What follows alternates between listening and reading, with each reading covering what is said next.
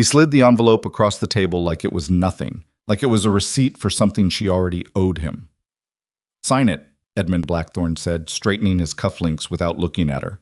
"Or by Friday, every person in this city will know exactly who you are, what you are." Meredith Rowan stared at the paper. Her hands didn't shake. She had learned, after everything, to keep her hands perfectly still. But something behind her ribs cracked open like old wood giving way under too much weight. She had trusted this man with her future, her name, her savings, 3 years of her life. And now he was using all of it as a weapon. If you've ever had someone take the most painful parts of your life and threaten to use them against you, if you've ever been forced to choose between your dignity and your survival, then you already know exactly what Meredith felt standing in that room. This is the story of a woman who lost everything, walked into the wilderness with nothing but a cast iron skillet and a secret she'd been carrying for years, and found the one thing she never thought she'd find again. But before any of that, before the ranch, before the silence, before the man who never asked twice, there was this moment, this envelope, this choice. Before we go any further, if this is your first time here, welcome. Hit that subscribe button and stay with me until the very end, because I promise you, this story only gets deeper from here. Drop a like and leave a comment telling me what city or country you're watching from. I love seeing how far these stories travel. Now let's get into it.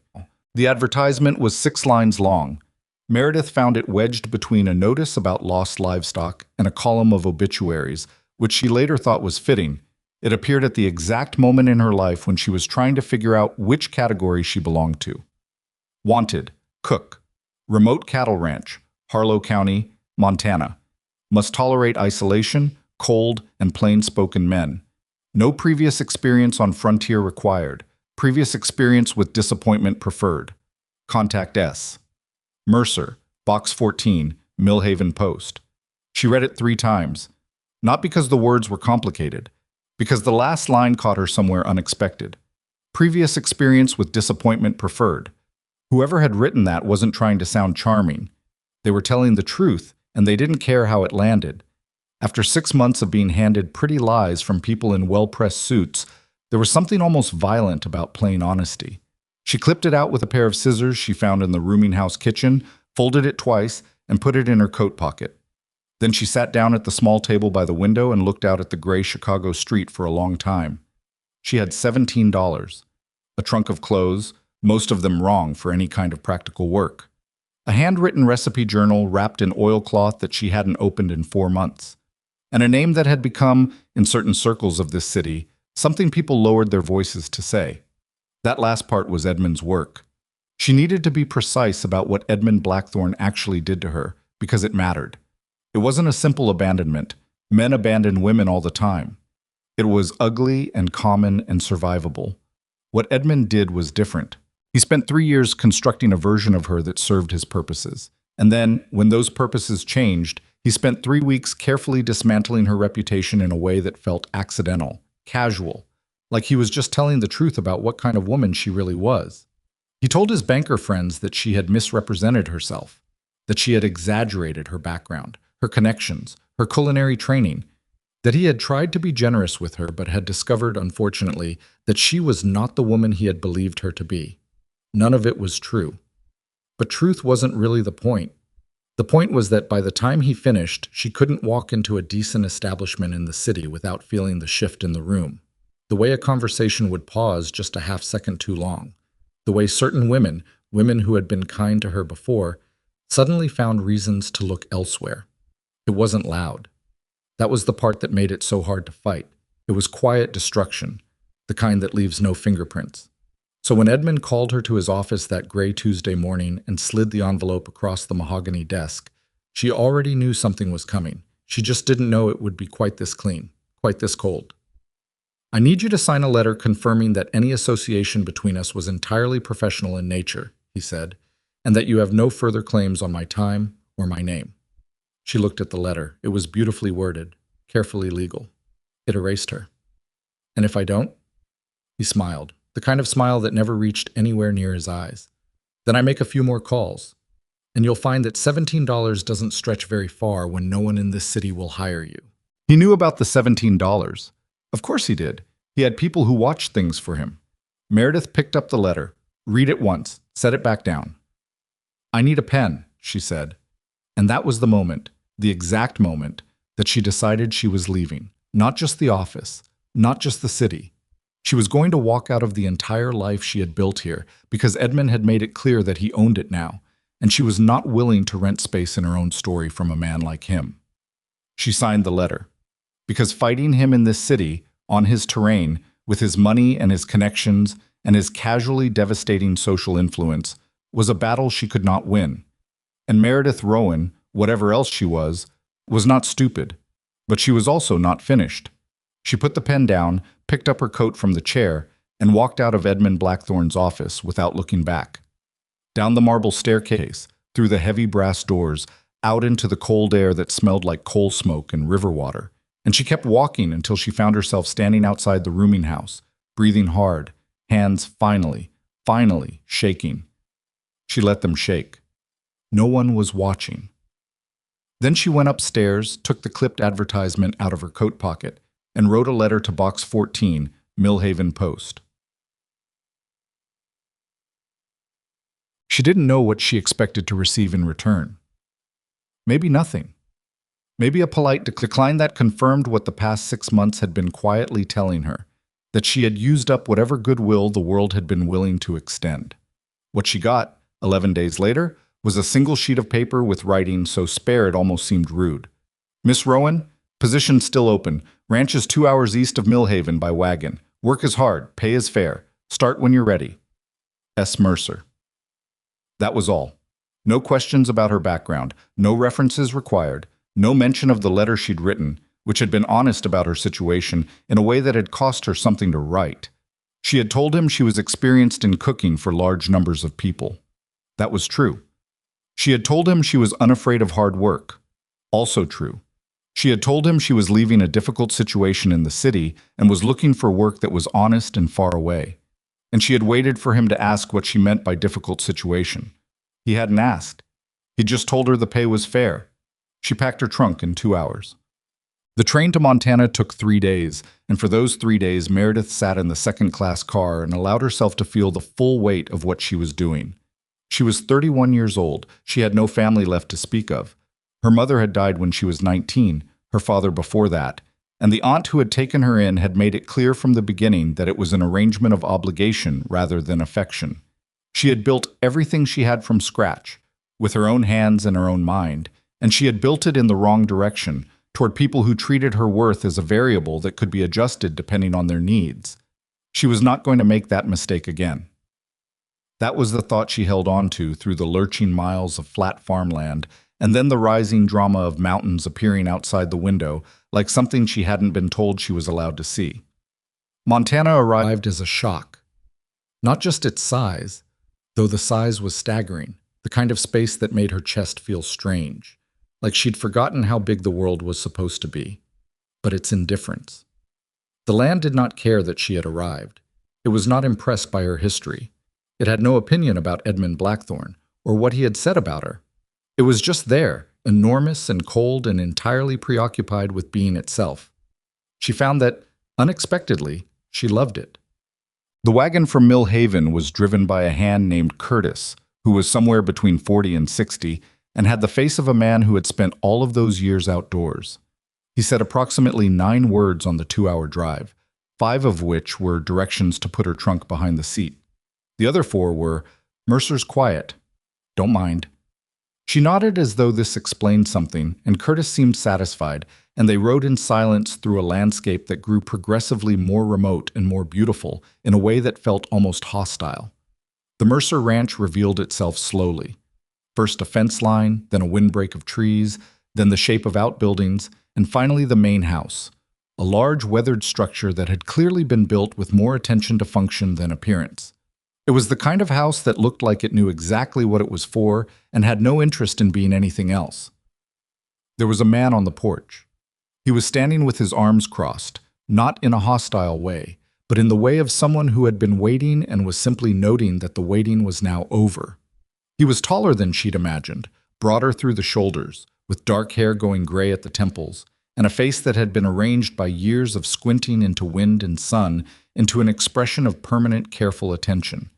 He looked at her once, quickly, the way you look at something to assess it rather than to admire it. "Miss Rowan," he said, "Mr. Mercer." A pause.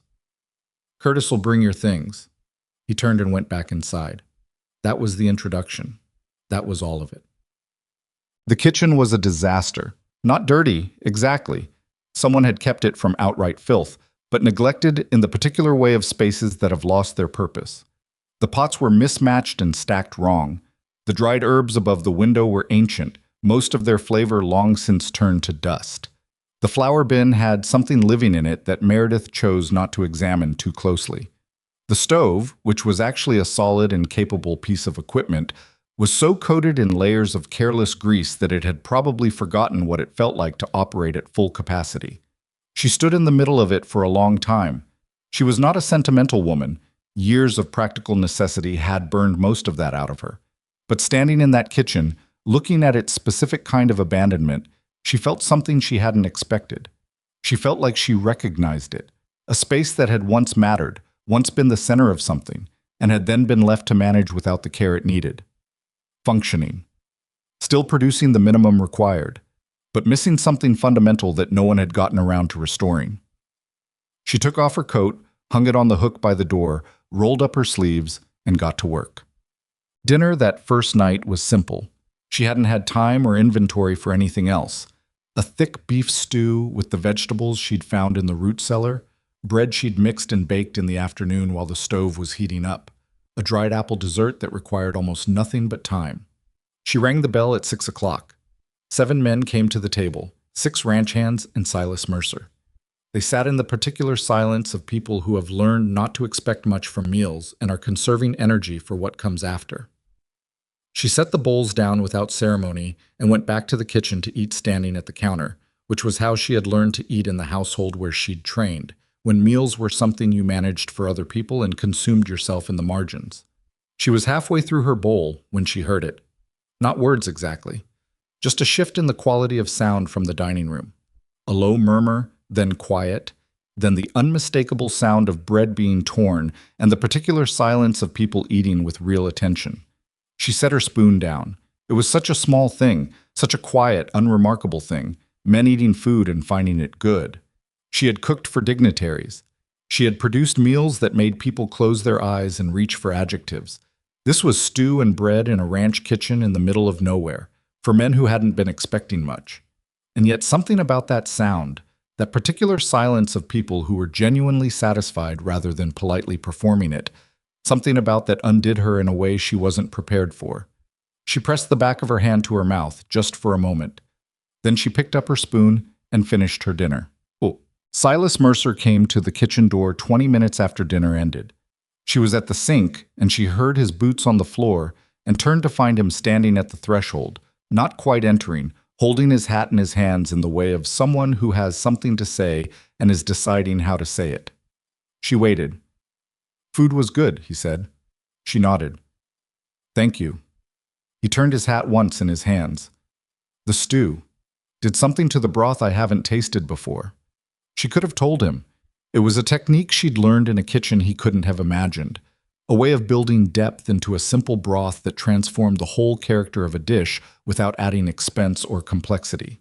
She could have explained it in 30 seconds. Instead, she said, "Just the way I learned." He looked at her for a moment, not pushing, not curious in the invasive sense, just noticing. "All right," he said. He put his hat back on. "Morning starts at 5. I'll be ready." He nodded once and left.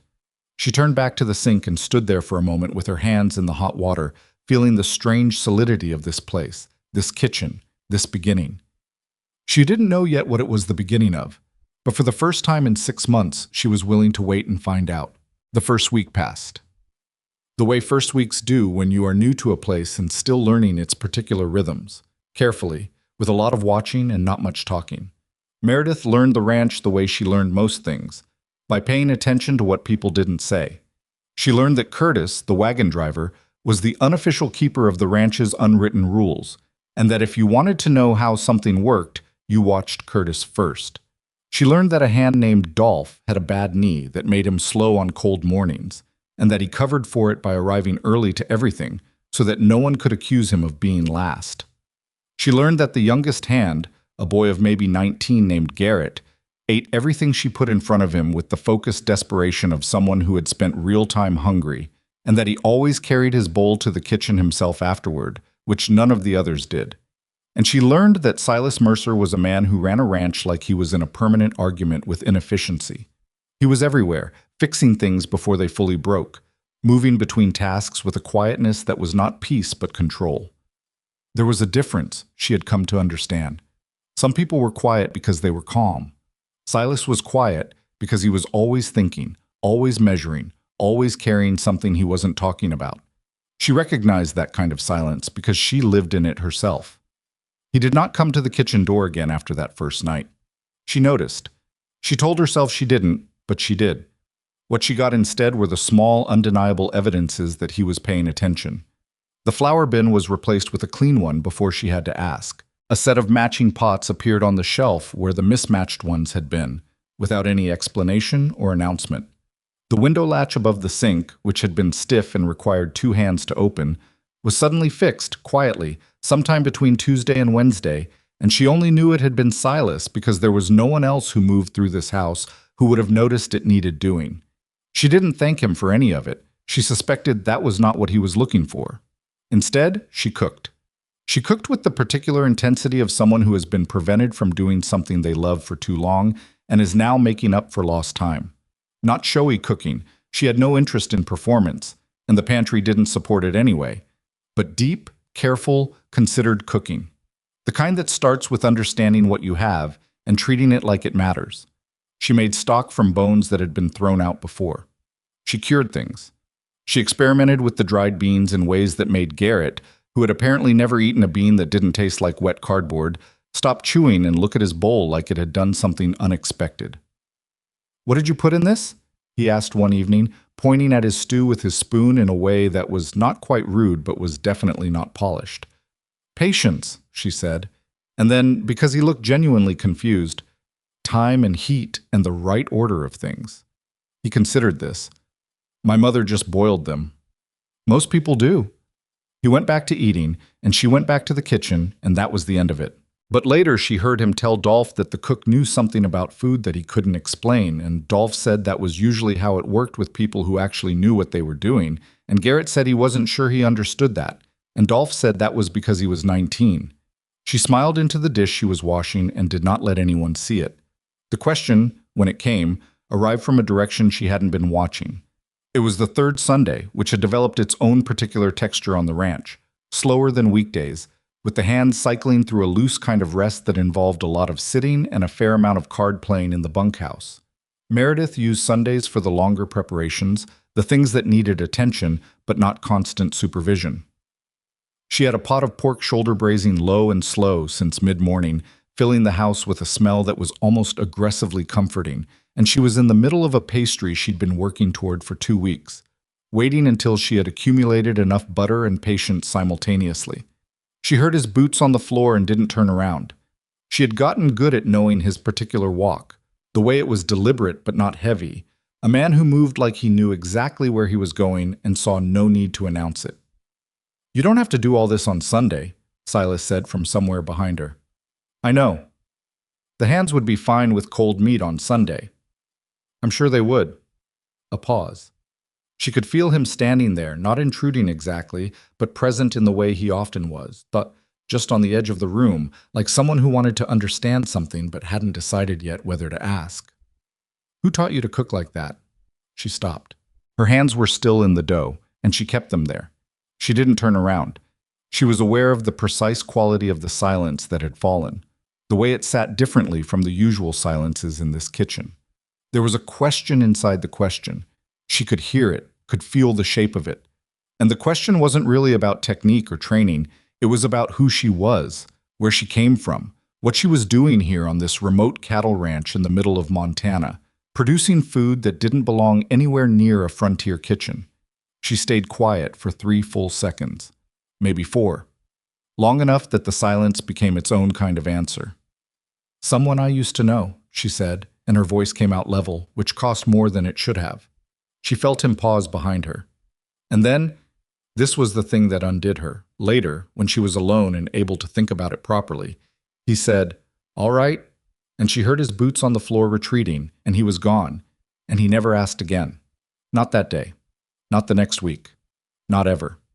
She stood at the counter with her hands in the dough for a long time after he left. In her experience, when you refused to answer a question, people had two responses. The first was to ask it again, differently, through a side door, to rephrase it, to come at it from another angle, to let you know through their persistence that they considered the answer their right. The second, rarer response was to simply take your silence as your answer and leave it there. Edmund had been the first kind. She understood in retrospect that his charm had always been a form of pressure. Not obvious, not crude, but relentless. Every time she had tried to maintain some private corner of herself, he had eventually found a way in, smiling, patient, friendly. And then he had taken what was inside and used it. Silas was the second kind. She didn't know what to do with that yet. It was strangely harder to manage than the alternative. She had defenses built for intrusion. She didn't have quite the right defenses for a man who simply accepted her closed door and went away without leaving damage on either side of it. She kneaded the dough harder than it needed and put it aside to rest. The pork came out right. It always did when she gave it enough time. The neighboring families arrived 3 weeks into November, as the first serious cold descended on the valley, and people began the particular kind of social gathering that happens in remote places when winter starts, and everyone understands instinctively that the months ahead will require goodwill reserves. It wasn't a planned event exactly, more like a gravity that pulled people toward the Mercer Ranch, which Meredith was beginning to understand occupied a particular position in the community. People came to Silas not because he was the warmest person in the valley, but because he was the most reliable. There was a difference, and the people out here understood it. She had been given 2 days' notice by Curtis, who delivered information the way he delivered everything, economically.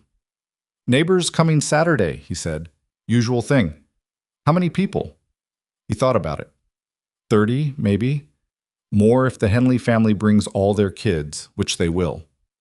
30 people. She surveyed the pantry with the calm of someone who has cooked for 60 in a house that was expecting 25 and learned to think in terms of what could be stretched rather than what was there. "I'll need 2 more chickens," she said. "I'll see to it." She spent Friday in sustained preparation, the deep kind, where you're building the foundation of multiple dishes simultaneously and holding the timing of all of them in your head at once. It was the kind of cooking that required the parts of her brain she'd spent 3 years in Chicago slowly dismantling through stress and bad decisions, and it was a surprise to discover they still worked. A relief, actually, though she wouldn't have used that word at the time. Saturday came in gray and cold, and the families arrived in wagons and on horseback, stomping their boots at the door and filling the house with the particular noise of people who had been isolated long enough that their socialness had built up pressure.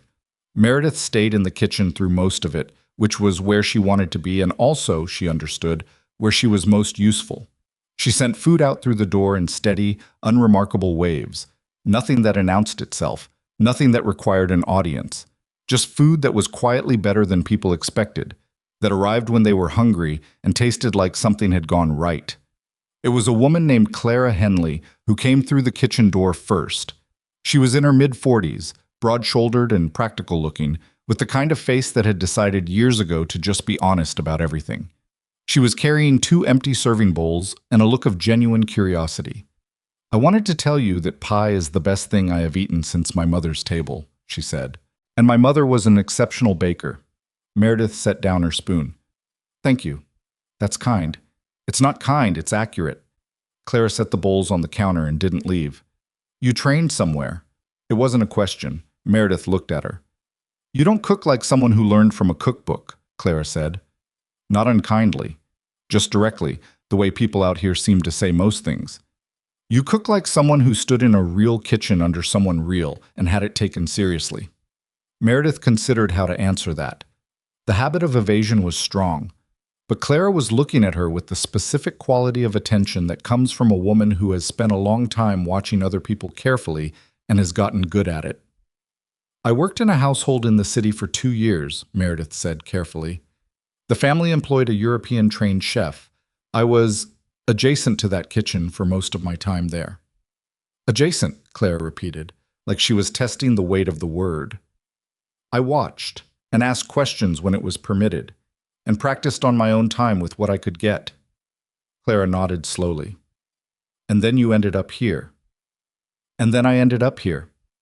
The older woman looked at her for another moment, and Meredith had the uncomfortable feeling of being assessed by someone who was not fooled by selected truths. Clara didn't push, though. She picked up her bowls and turned to go, then paused at the door. You're good for this place, she said. The Mercer Ranch has been quiet these past few years, in ways that go beyond just not having good food. She paused. Silas is a decent man, one of the best I know. He just forgot for a while that there's a difference between surviving something and living past it. She left before Meredith could figure out what to say in response. The room felt different after she was gone, more full of something, though she couldn't have named what. Through the kitchen window she could see the yard, and at the edge of her sightline, Silas was standing with two other men, ranchers from the look of them, older, with the weathered certainty of men who have been doing the same hard thing for decades.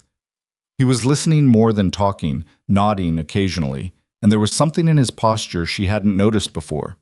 The specific tiredness that isn't about today's work, but about years of accumulated weight that never quite gets set down. She looked away before he could turn and find her watching. She had not come here to notice things about Silas Mercer. She had come here to work and to disappear and to put enough distance between herself and Chicago that the echoes of it stopped reaching her. Those were the terms she had set for herself, and they were good terms, practical terms, terms that would keep her from making the same mistake twice. She went back to her pies, but she didn't stop thinking about what Clara had said. The letter arrived on a Tuesday in early December, delivered with the weekly post from Mill Haven on a wagon driven by a man she hadn't seen before, who handed it to Curtis without looking twice at it. Curtis brought it to the kitchen door the way he brought most things, without fanfare, setting it on the counter and then leaving before she could ask him anything. She didn't recognize the handwriting at first. Then she did. She set it face down on the counter and left it there for 2 hours. She finished the bread she was making. She cleaned the stove. She reorganized the herb shelf, which she had been meaning to do for a week. And when she ran out of other things to do, she picked up the letter and turned it over and stood there looking at it. She had not given Edmund Blackthorne this address. She was certain of that. She had told no one in Chicago where she was going, not even the landlady at the rooming house, to whom she had simply said Montana and left the woman to fill in the rest. And yet here it was. Edmund's handwriting, her name spelled correctly, with the full address of the Mercer Ranch. She opened it. It was short. 3 paragraphs. Edmund had always known that brevity was a form of power, that a long explanatory letter admitted weakness, while 3 short paragraphs said, I don't need to justify myself to you. The first paragraph was pleasantries so thin they functioned as their opposite. He hoped she had found herself well situated. He understood Montana suited certain temperaments. The second paragraph said that he had some financial matters to discuss with Silas Mercer. Legitimate business, he implied, something about land surveys and a regional development matter, and that he intended to visit the ranch sometime in the coming weeks.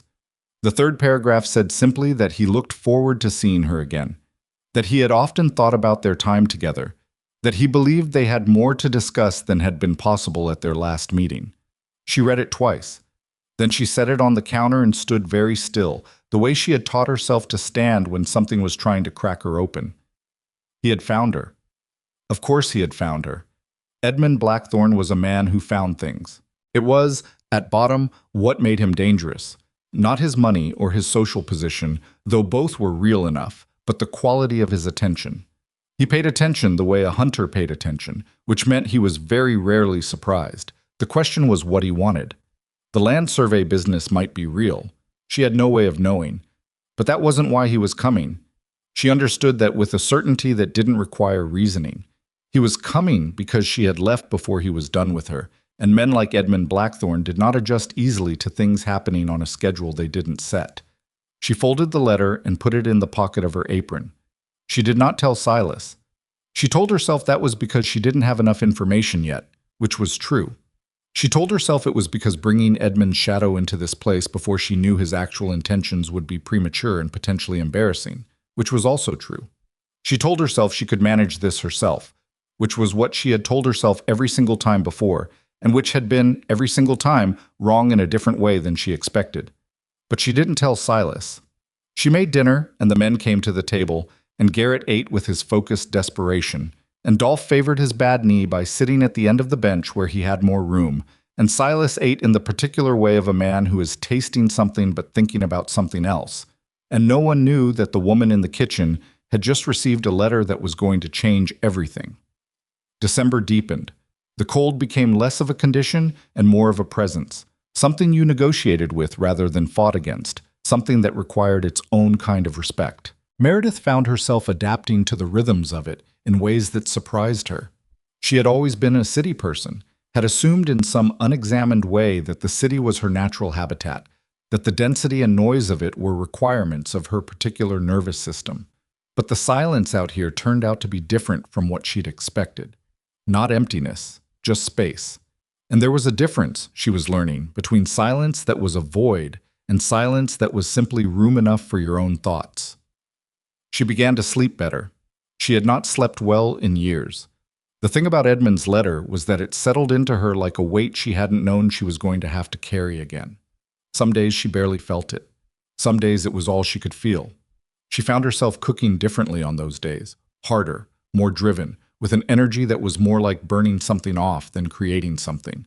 Garrett noticed without knowing he was noticing, telling Dolph that the cook seemed more serious some days than others, and Dolph said most people did, and to eat his dinner. Silas noticed too. She could feel it. Not in anything he said very little, but in the way his gaze sometimes rested on her a half-second longer than it needed to. Not invasive, just there. The way a person looks at something they are quietly concerned about and haven't decided yet how to approach. She didn't make it easier for him to approach it. She kept her face even and her hands busy, and her voice, when she used it, practical and clear. She had gotten very good over the years at managing the surface of herself while the interior ran whatever weather it needed to run. One evening in mid-December, she went to the woodpile for the last wood before bed and found Silas already there, splitting by lantern light in the cold. She stopped at the edge of the light. He glanced at her and kept splitting. "I can get it," she said. "I'm already here." She waited. He split 3 pieces and set them aside and turned to look at her directly, which he did rarely, and which, when he did, had a quality of fullness to it that was almost uncomfortable, like there was nowhere to be less than honest. "Something's been bothering you," he said. Not a question. She held the cold in her chest for a moment. "I'm fine."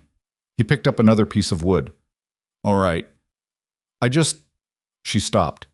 He didn't look at her again, just waited, the axe resting on the block, giving her whatever amount of time she needed. "Someone from the city may be coming here," she said. "Someone I'd rather not see." He was quiet for a moment. The lantern moved slightly in the wind. "All right," he said again. "I don't want to trouble you with the details." He split the piece of wood. "You're on my ranch," he said. "Trouble to you is trouble to me. That's how it works." She didn't know how to answer that. She wasn't sure anyone had said something quite like that to her before. Not the content of it. Plenty of people had offered to help her when there was social credit in it, but the matter-of-factness. That's how it works. Like it was a law of nature, and he was just describing it. "His name is Edmund Blackthorne," she said. "He's a banker. He says he has business with you." Silas was still for a moment. Then he looked at her again. "Blackthorne. You know him?" "I know the name. He's been buying up land in the eastern counties. There's talk about a development interest, some kind of investment consortium." He paused. "I've had no dealings with him. Don't intend to." "He may come anyway." "He might." She looked at him. "He's not a good man." It came out more plainly than she intended. 3 years of careful, qualified speech, of never quite saying the flat truth because it could be used against her. And here, in the cold, by a woodpile, to a man who said very little and meant everything he said, the flat truth just came out. Silas looked at her steadily. His face didn't change much, but something in it settled. "I appreciate you telling me," he said. He picked up the wood he'd split and carried it to the door, and she stood there for another moment in the cold before following. That night she lay in her room and stared at the ceiling and understood that she had made a mistake. Not in telling Silas. She was increasingly certain that had been the right thing, or at least not the wrong one. The mistake was earlier, and it was simpler. She had spent 3 years letting Edmund Blackthorne define the terms of her life, first by promising her one thing, and then, when those promises had served their purpose, by destroying the version of herself he had helped build. And she had absorbed that destruction in the way people absorb things when they're too tired to push back. As if it said something true about her. It didn't say something true about her. She knew that. She had always, in some level of herself, known that. But knowing a thing and believing it in the parts of you that matter are two very different operations. She pulled the oilcloth-wrapped journal out from under the loose board beneath the bed where she kept it. She didn't open it. She just held it in both hands in the dark and thought about who had taught her what was inside it and what that person had said to her on the last day she'd seen her and whether any of it still applied. She fell asleep with it in her hands. She didn't know yet that Edmund Blackthorne's wagon would come around the bend at the end of the drive on a Thursday morning in the 3rd week of December, in the kind of clean, hard cold that made everything look precise. She didn't know that she would be standing at the kitchen window when it came, and that she would see him step down from the wagon with his polished boots and his good coat, looking around the yard with the particular proprietary interest of a man who is already calculating what a place might be worth. She didn't know that her hands, pressed flat on the counter, would stay perfectly still this time, but the part of her that had been sleeping for 6 months, the part that had signed that letter and walked out of his office and boarded a train to Montana and rebuilt a kitchen from neglect into something that mattered, that part was wide awake. And it was done being afraid of him. Edmund Blackthorne stepped down from that wagon like a man who had rehearsed the arrival. That was the thing Meredith noticed first, watching from the kitchen window with her hands flat on the counter. The deliberateness of it, the way he took a moment to look around the yard before he moved, cataloging things, calculating, the way he always had, though she hadn't understood that when she first met him. She had mistaken his assessing gaze for intelligence, even for admiration. She had been 28 years old and tired of struggling, and he had looked at her the way you look at something you've decided to acquire, and she had believed it was something else entirely. She understood now what it actually was. It hadn't taken wisdom to figure it out. It had just taken watching him do it to someone who wasn't her. She stepped back from the window, not retreating, just removing herself from his sightline before he turned toward the house, which she knew he would do because men like Edmund always oriented toward the house first, the center of a property, the place where decisions got made. She went back to the stove and picked up her spoon and stirred the pot she'd been tending. And she breathed through her nose once, carefully, and told herself the same thing she'd been telling herself since his letter arrived 3 weeks ago. You have done nothing wrong. You have nothing to be ashamed of. He does not own any part of this. She had told herself those things many times. She believed them the way you believe things you know are true but haven't yet felt in the places that count. She heard his boots on the porch, heard Silas's voice, brief and level, from the front of the house. Couldn't make out the words, only the tone, which was the tone Silas used for all transactions he considered necessary but not interesting, civil, direct, closed. She heard Edmund's voice in response, and even muffled by walls and distance. It had the particular music of a man performing warmth rather than feeling it, the rhythmic lift and fall of calculated charm. She kept stirring. Curtis appeared in the kitchen doorway. "Man out front says he knows you," he said. "He does." Curtis looked at her for a moment with his face arranged in its usual weathered neutrality. Then he said, "You want me to be busy somewhere nearby?" She understood what he was offering. It was such a quiet, practical kindness that it caught her off guard. Not pity, not drama, just a man who had noticed something and was making himself available. She had underestimated Curtis badly in those first weeks. She did not make that mistake anymore. "I'm all right," she said. "But thank you." He nodded and left, and she was alone again with the sound of voices from the front of the house. She didn't go out to greet him. That had been her first decision, the one she'd made the morning after the letter arrived and had not unmade since. She would not volunteer herself. If Edmund wanted to see her, he would have to come into her kitchen, into the space she had built from neglect, into something that worked, and he would have to do it on her time. He came at midday. She had heard him and Silas talking for nearly 2 hours in the front room, long enough that she'd had time to bake a full round of bread and start the noon meal and decide 4 separate times that she was completely composed before deciding it again. The kitchen door opened without a knock, and she heard his footstep, slightly heavier on the right foot the way she remembered, and she turned around with the deliberateness of someone who is not startled because she has been expecting this exact moment. Edmund Blackthorne had not changed. That was the first unpleasant thing. She had harbored a vague hope over the months that something in his life had gone badly enough to show on his face. It hadn't. He was still impeccably put together, still carried himself with the easy confidence of a man who had never had to wonder whether he belonged in a room. He was 43, maybe 44 now, and the years sat well on him in the infuriating way of men who had money to keep them comfortable. He looked at her and smiled, the same smile, the one she'd spent 3 years learning to read wrong. "Meredith," he said, "you look well." "Mr. Blackthorne." The formality registered. He took it without showing that it landed. "Montana suits you, apparently." He looked around the kitchen, not at her, but at the kitchen itself, the way he looked at everything, evaluating. "Quite a change from the city." "It is." "I imagine you've settled in nicely."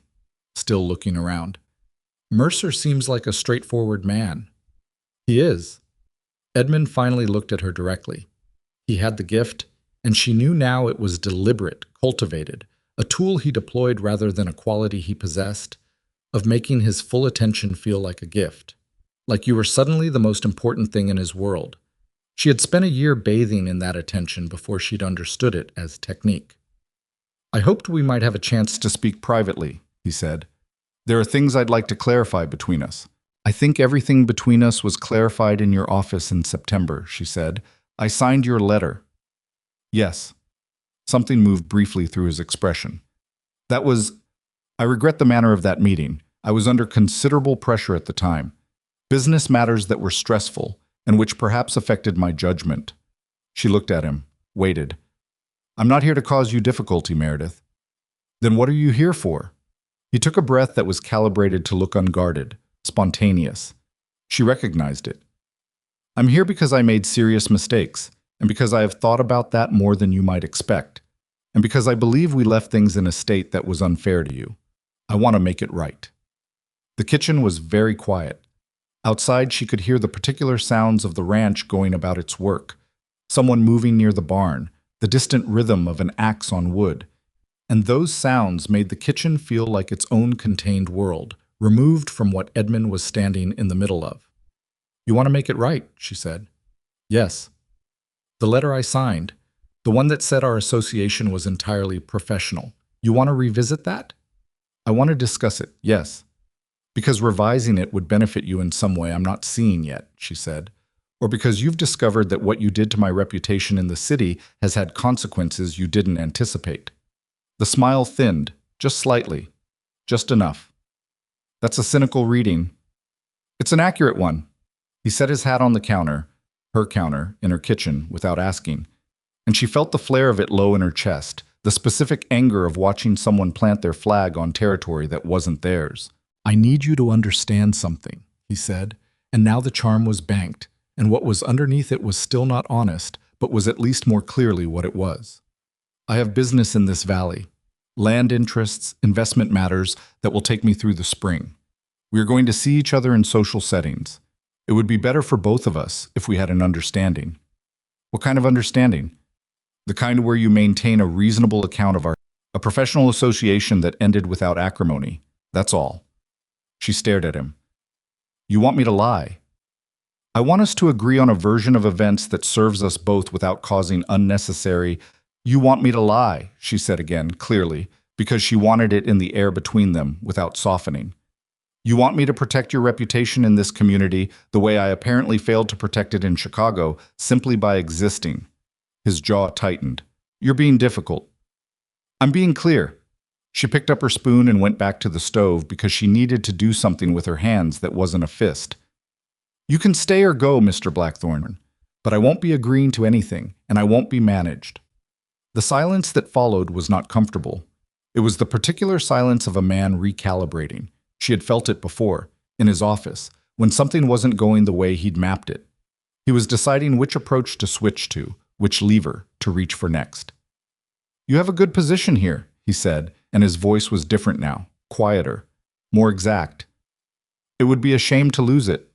She turned around. He met her eyes. "A shame for it to come out, in this community that has clearly taken to you exactly what kind of woman arrived at the Mercer Ranch, what you left behind in Chicago, the reasons certain people found it necessary to distance themselves from you. There it was. There was the thing underneath the thing, the one she'd known was coming since she read the letter. She had known, and she had come here anyway, and she had told herself she was done being afraid of him, standing in the cold by that woodpile. She had believed it too, which was the part that mattered. She believed it now. The fear was there. She would not pretend otherwise, not to herself. But it was not in charge of her hands or her voice or the way she was standing. "Do what you feel you need to do," she said. He blinked. It was brief, barely visible, but she'd been watching his face for 3 years and she knew when she'd surprised him. "Excuse me?" "You heard me." She set the spoon down on the rest. "You're going to do what you're going to do, Edmund.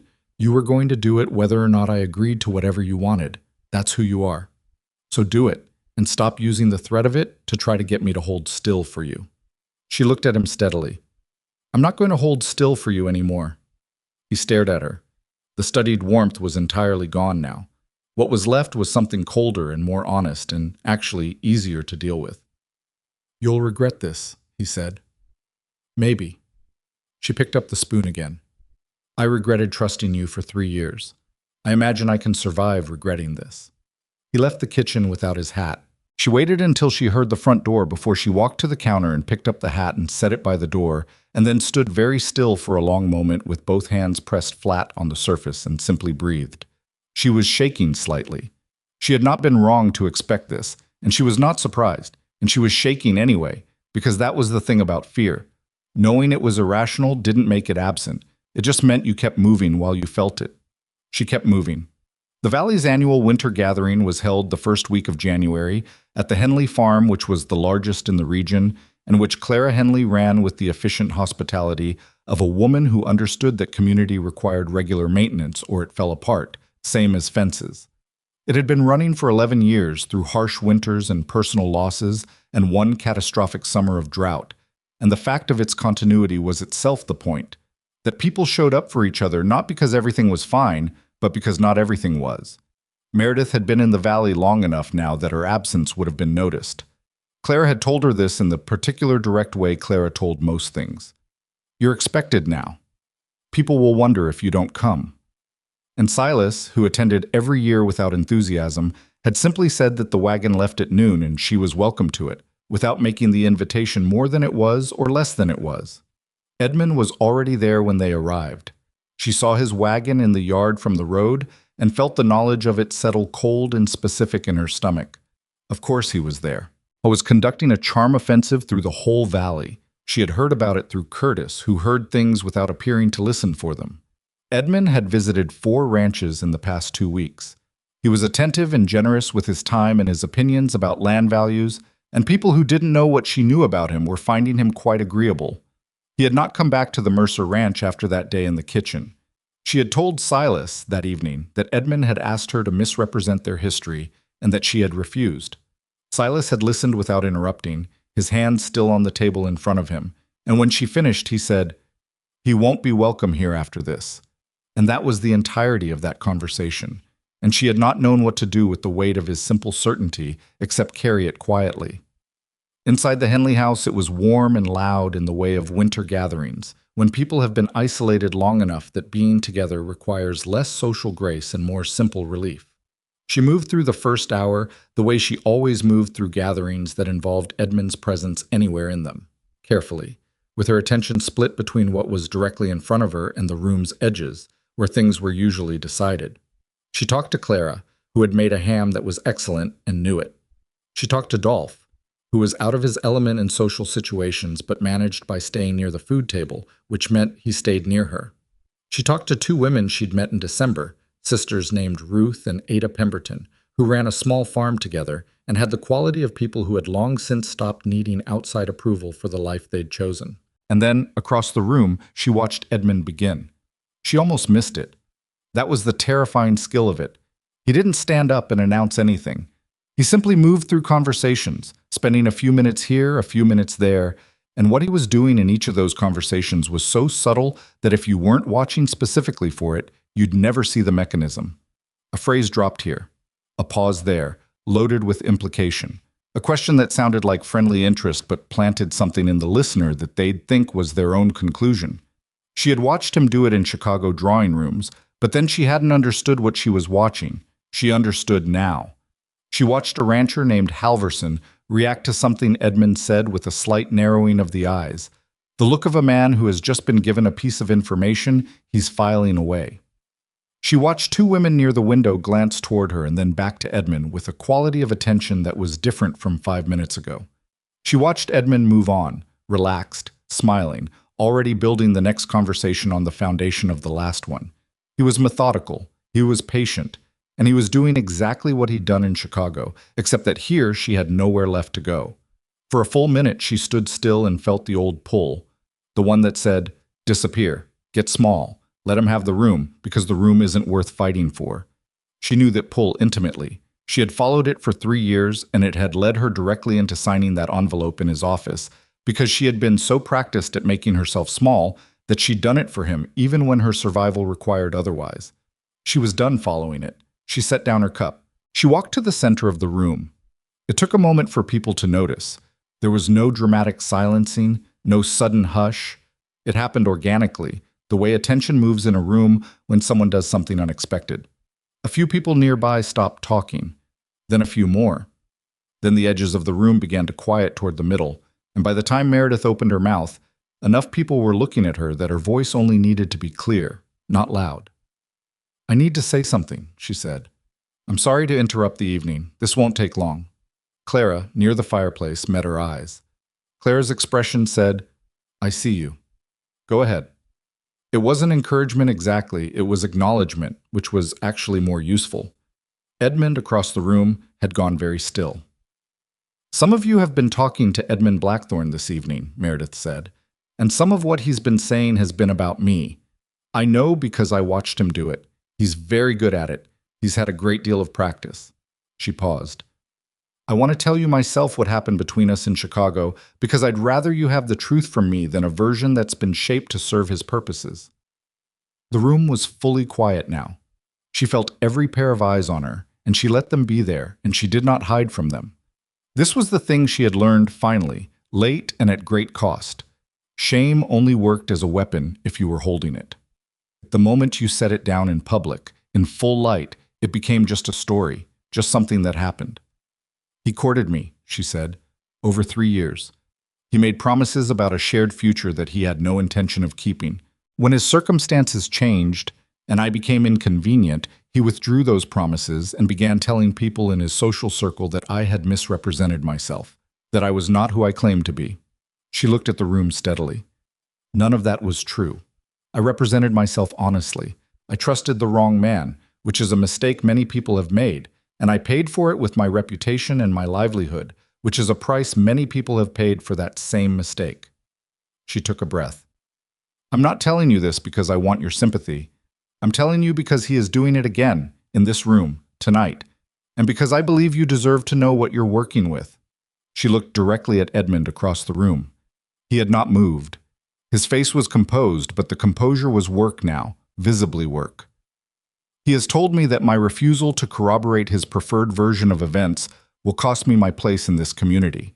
I want him to know, and I want all of you to know, that I am not willing to pay that cost anymore. Silence. Not the uncomfortable kind. Not the kind that meant she had miscalculated or gone too far. The kind that meant the room was thinking, actually thinking, which was all she had ever been able to ask of people. Then someone moved at her left. She felt it before she saw it. Silas was crossing the room. Not quickly, not dramatically, just walking at his usual deliberate pace, and he came to stand beside her. Not in front of her, not protecting her from the room, but beside her, like someone taking a position. He didn't say anything immediately. He just stood there, and his standing there said things that a speech would have taken paragraphs to say. He looked at Edmund Blackthorne. I think you've concluded your business in this valley, Silas said. His voice was even. Conversational, almost. But there was nothing conversational about the way he said it. Edmund looked at him for a long moment. Looked at Meredith. Looked at the room, which was very quiet and very still and very much not on his side anymore. in the specific way of rural communities that do not easily forgive a man who has been caught lying to their faces about a woman who has been working among them, eating with their families, feeding their children. Clara Henley, from her place near the fireplace, said, "I think you'd better go, Mr. Blackthorne." Not aggressively, just clearly. Clara was very good at clear. Edmund picked up his coat from the chair near the door. He moved with dignity, which she had to give him. Even at the end of things, he knew how to walk out of a room. He put his hat on, and he looked at Meredith once more, and whatever he saw in her face made him look away before she did. The door closed behind him. The room held its silence for another moment. Then someone near the back said something low and dry to the person beside them, and a laugh moved through the gathering like a small wave, and Clara said, "Well, I believe there's still ham," and the evening reassembled itself around the fact of Edmund Blackthorne being gone from it. Meredith stood in the center of the room and felt the strange lightness of having put something down that she'd been carrying so long she'd forgotten she was carrying it. It wasn't triumph. She was too tired for triumph, and she knew enough to know that what she'd just done would have its own complicated aftermath. People would talk. Not badly. She thought not badly. But they would talk, because this was a small community and she had just given them material, and she would have to live in that for a while. But she had stood up in the center of a room and told the truth about herself before someone else could tell a lie about her, and she had stayed standing while she did it, and she was still standing now. That was not nothing. Ruth Pemberton appeared at her elbow with a cup of something hot. "Here," she said, pressing it into Meredith's hands without any further comment, and Meredith wrapped her fingers around it and held on. Silas appeared a few minutes later from across the room, where someone had pulled him into a conversation she imagined was about what had just happened and which he was probably handling with his usual economy of words. He looked at her briefly, checking something, in the way he sometimes did, not intrusively, just verifying that she was all right. She gave him a small nod. "Yes. All right." He nodded back once and let someone pull him back into the conversation. Clara materialized at her other side with a plate of food that Meredith had no memory of agreeing to receive. "Eat something," Claire said. "You've done a very brave thing and your hands are shaking." "They're not."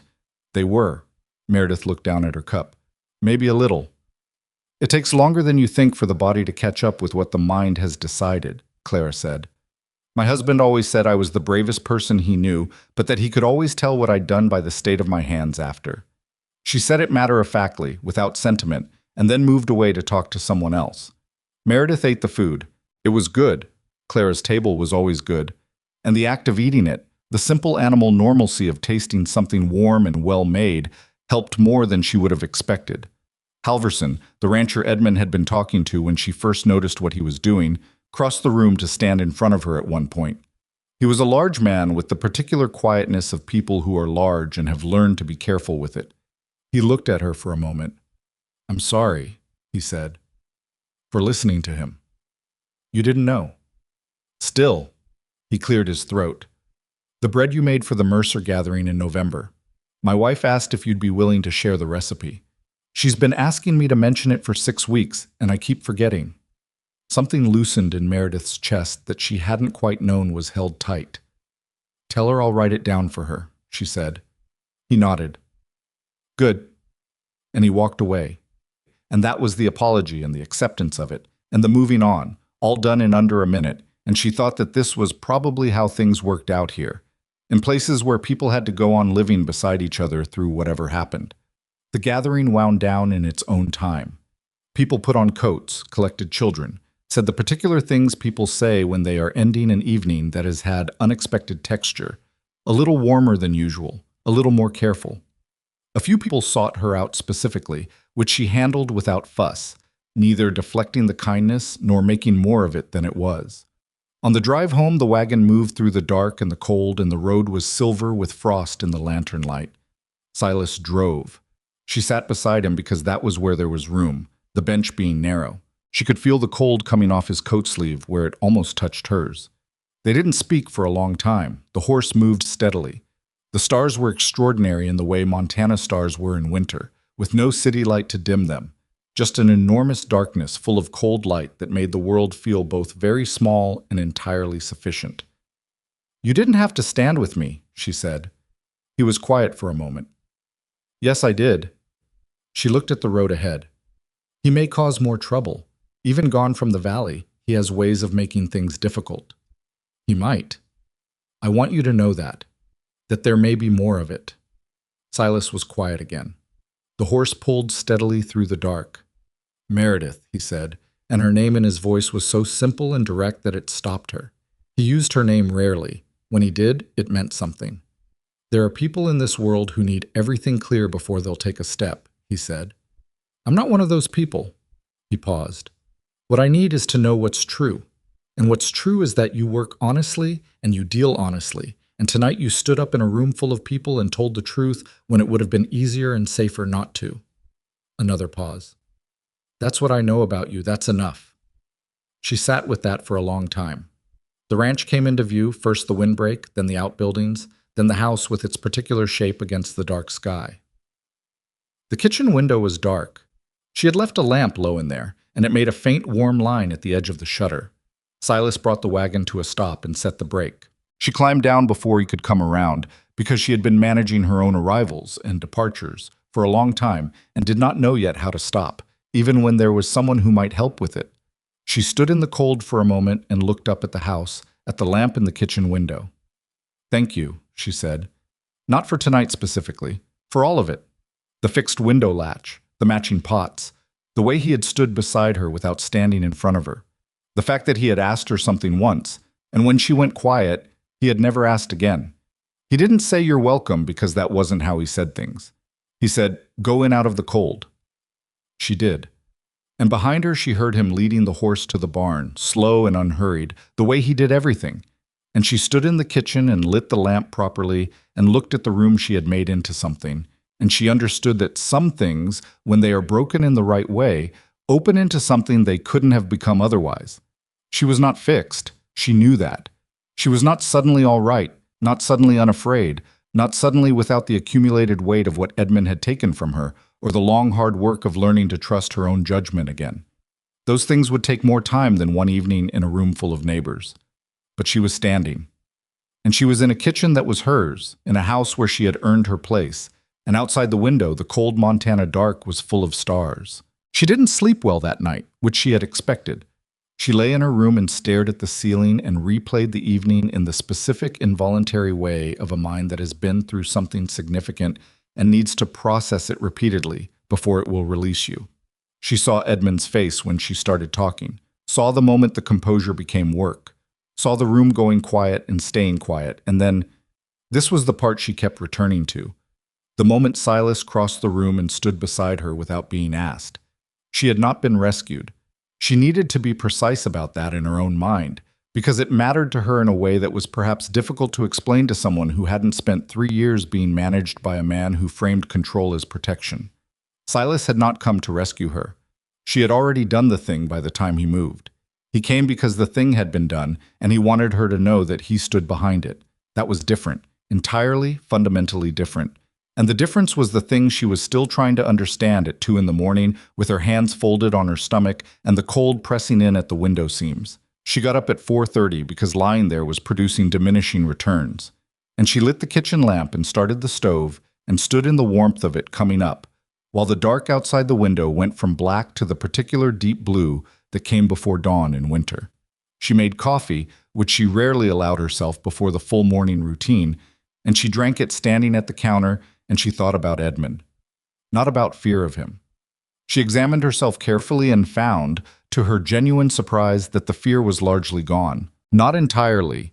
She would be lying to say entirely, and she was trying to be honest with herself as a practice these days, as a deliberate reversal of years of necessary self-protection. But the particular cold dread that had lived in her chest since his letter arrived was not there this morning, and in its place was something that felt almost like tiredness. The good kind. The kind you feel after work that has cost you something real. What she thought about instead was what he would do next, because she knew Edmund, and she knew that what had happened in the Henley house last night was not the end of anything for him. Men like Edmund did not experience public defeats as conclusions. They experienced them as complications, detours, problems to be routed around. He would leave the valley eventually. She believed that. The community had made itself plain. But he would not leave without cost if he could help it.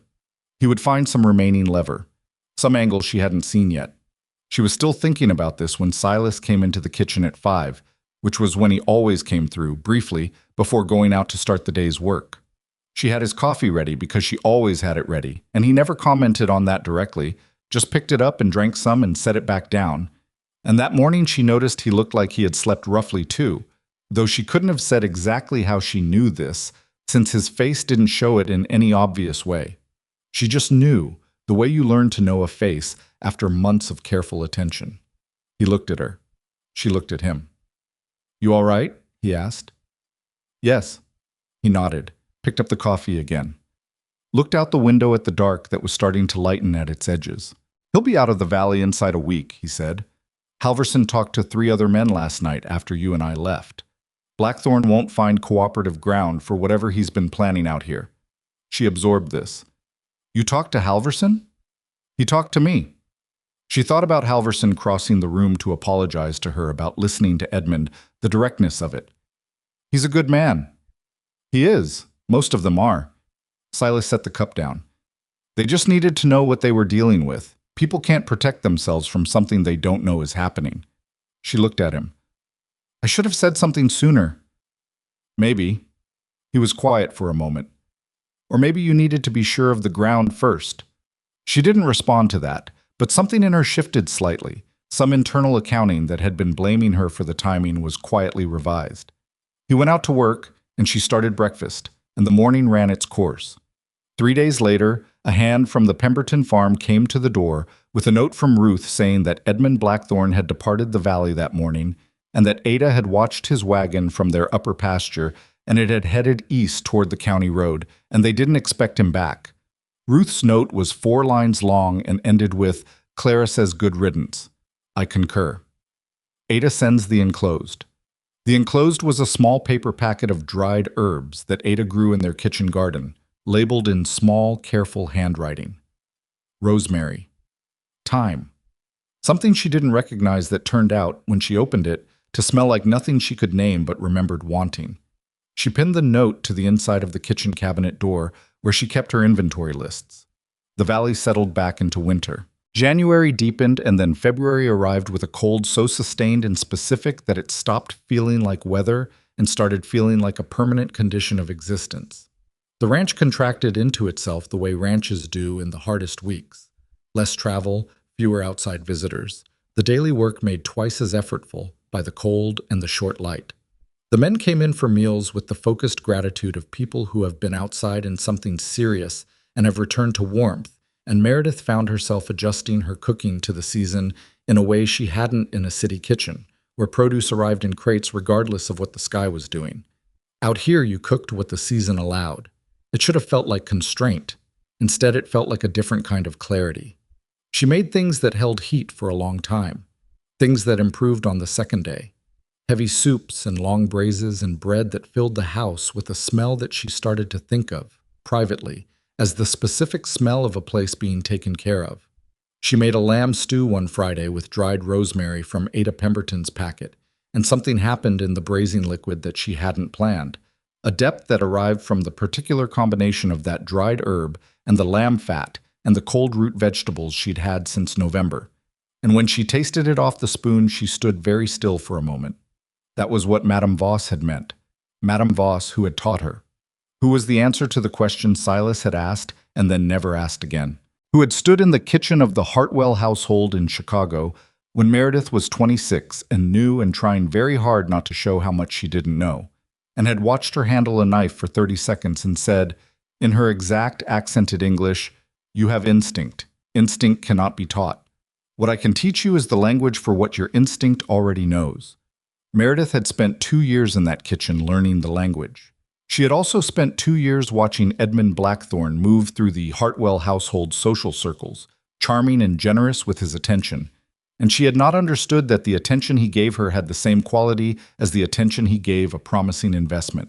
She had been 26 and recently free from a life of managed scarcity, and his confidence had felt, at the time, like solid ground. She thought about Madame Voss now more than she had in years. The old woman, she hadn't actually been old, had been perhaps 60, but it seemed ancient to Meredith then, with her certainty and her authority, had left the Hartwell household the same year Meredith had left it, though for different reasons. Meredith had left because Edmund had made it impossible to stay, through a series of social maneuverings that she was still, years later, untangling. Madame Voss had left because she was Madame Voss, and she left when she chose to.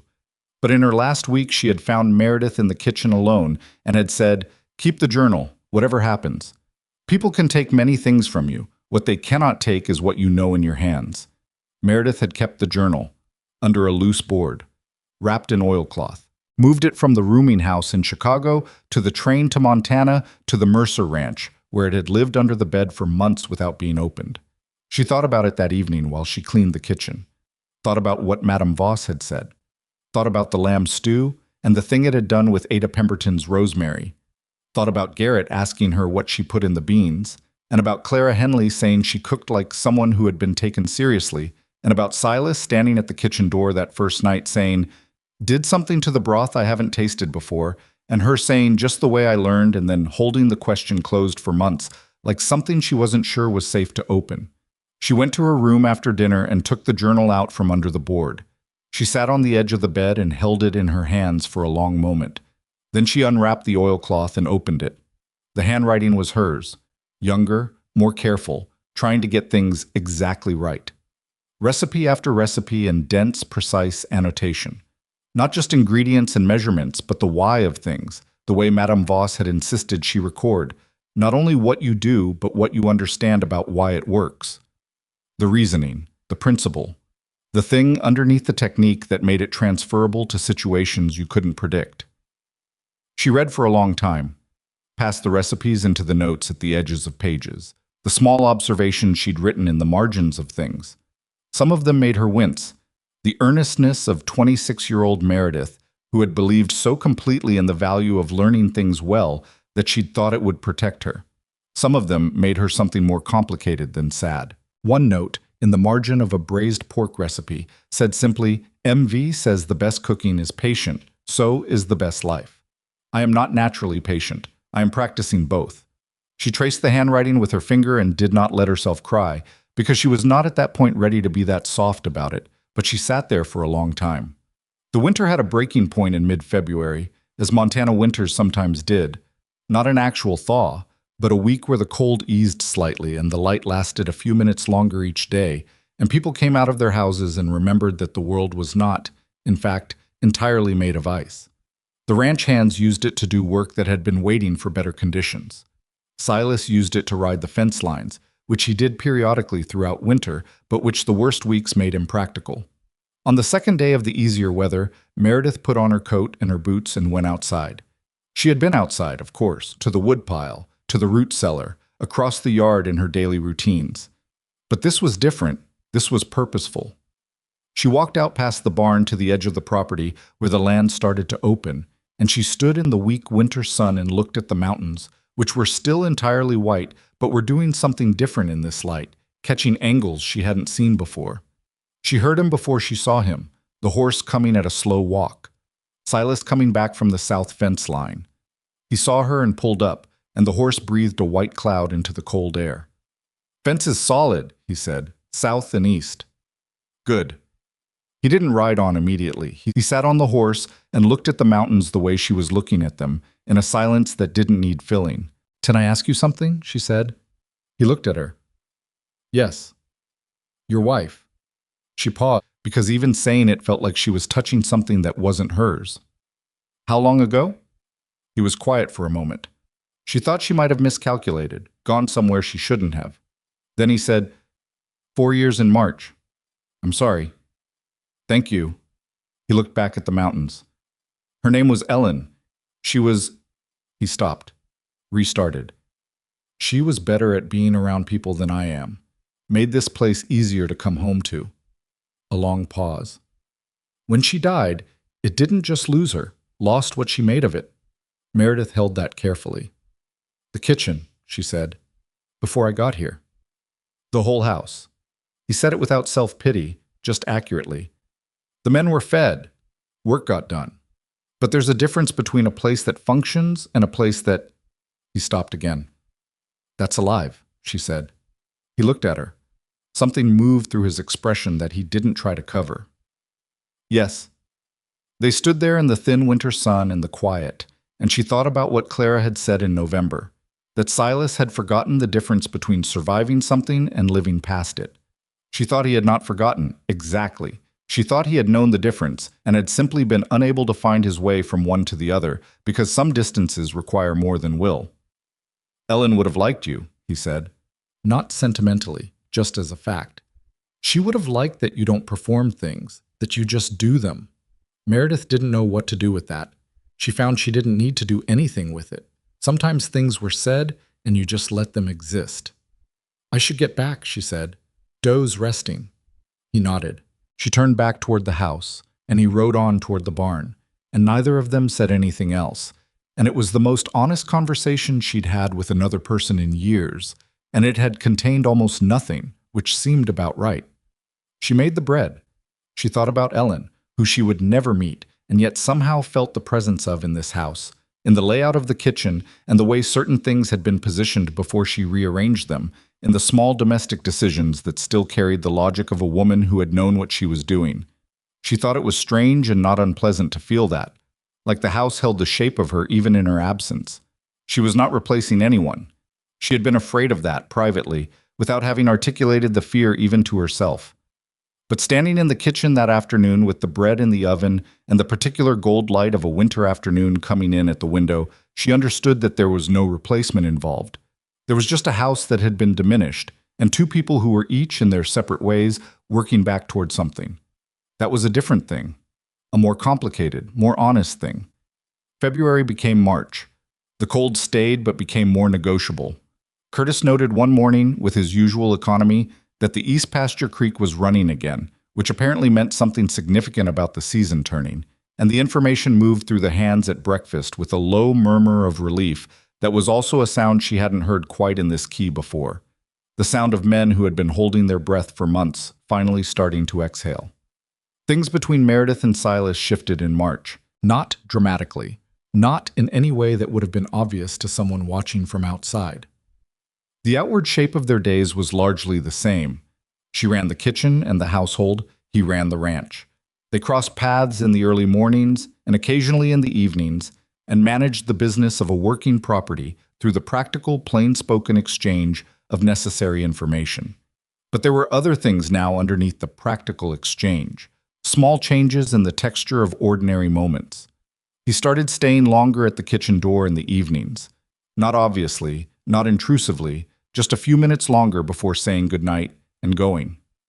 She started making sure there was coffee available in the evenings, which she hadn't done before, and neither of them acknowledged this addition as anything other than a natural development of the household's routines. He came in one evening in the second week of March, and she had burned something, badly, a sauce she'd been reducing and then misjudged while her attention was on the bread, and the kitchen smelled like char, and her patience for herself was entirely depleted. She was at the stove doing damage control when he came in, and she heard him stop. "Problem?" he said. "I burned the sauce," she said crisply, because she was irritated and it was her kitchen and she hadn't asked. "Can you fix it?" She looked at what remained in the pot. "Partially." "Is partially enough?" She thought about it. "It's not what I intended." "But is it enough?" She looked at him. He was standing at the kitchen door with his hat in his hands, completely relaxed, genuinely curious, and he was asking the question the way he asked most things, without judgment, just wanting to understand. "Yes," she said. "Probably." "All right then." He sat down at the kitchen table, which he rarely did, and she turned back to the stove and did what she could with the sauce, which was actually more than she'd expected, and the silence behind her was not uncomfortable but was full in the way silences got full when they were shared rather than just occurred. She was aware of him the way she was aware of the heat from the stove, as something present and warming and requiring management. She set a cup of coffee in front of him without asking. He wrapped his hands around it. "Can I ask you something?" he said, and it was so closely echoing what she'd said to him at the fence line that she nearly smiled. "Yes." "The journal. The one you have." She stilled slightly. "What about it?" "You write in it sometimes. At night." He paused. I'm not I haven't seen it. Just the lamp in your window sometimes when I come in late from the barn. She turned and looked at him. You noticed the lamp. I notice most things. She considered him. He was not asking to see it. He was not asking what was in it. He was just naming that he knew it existed, the way he had named months ago that something had changed in a broth, simply, directly, without demanding the story behind it. She turned back to the stove and tasted the sauce and added something and tasted it again.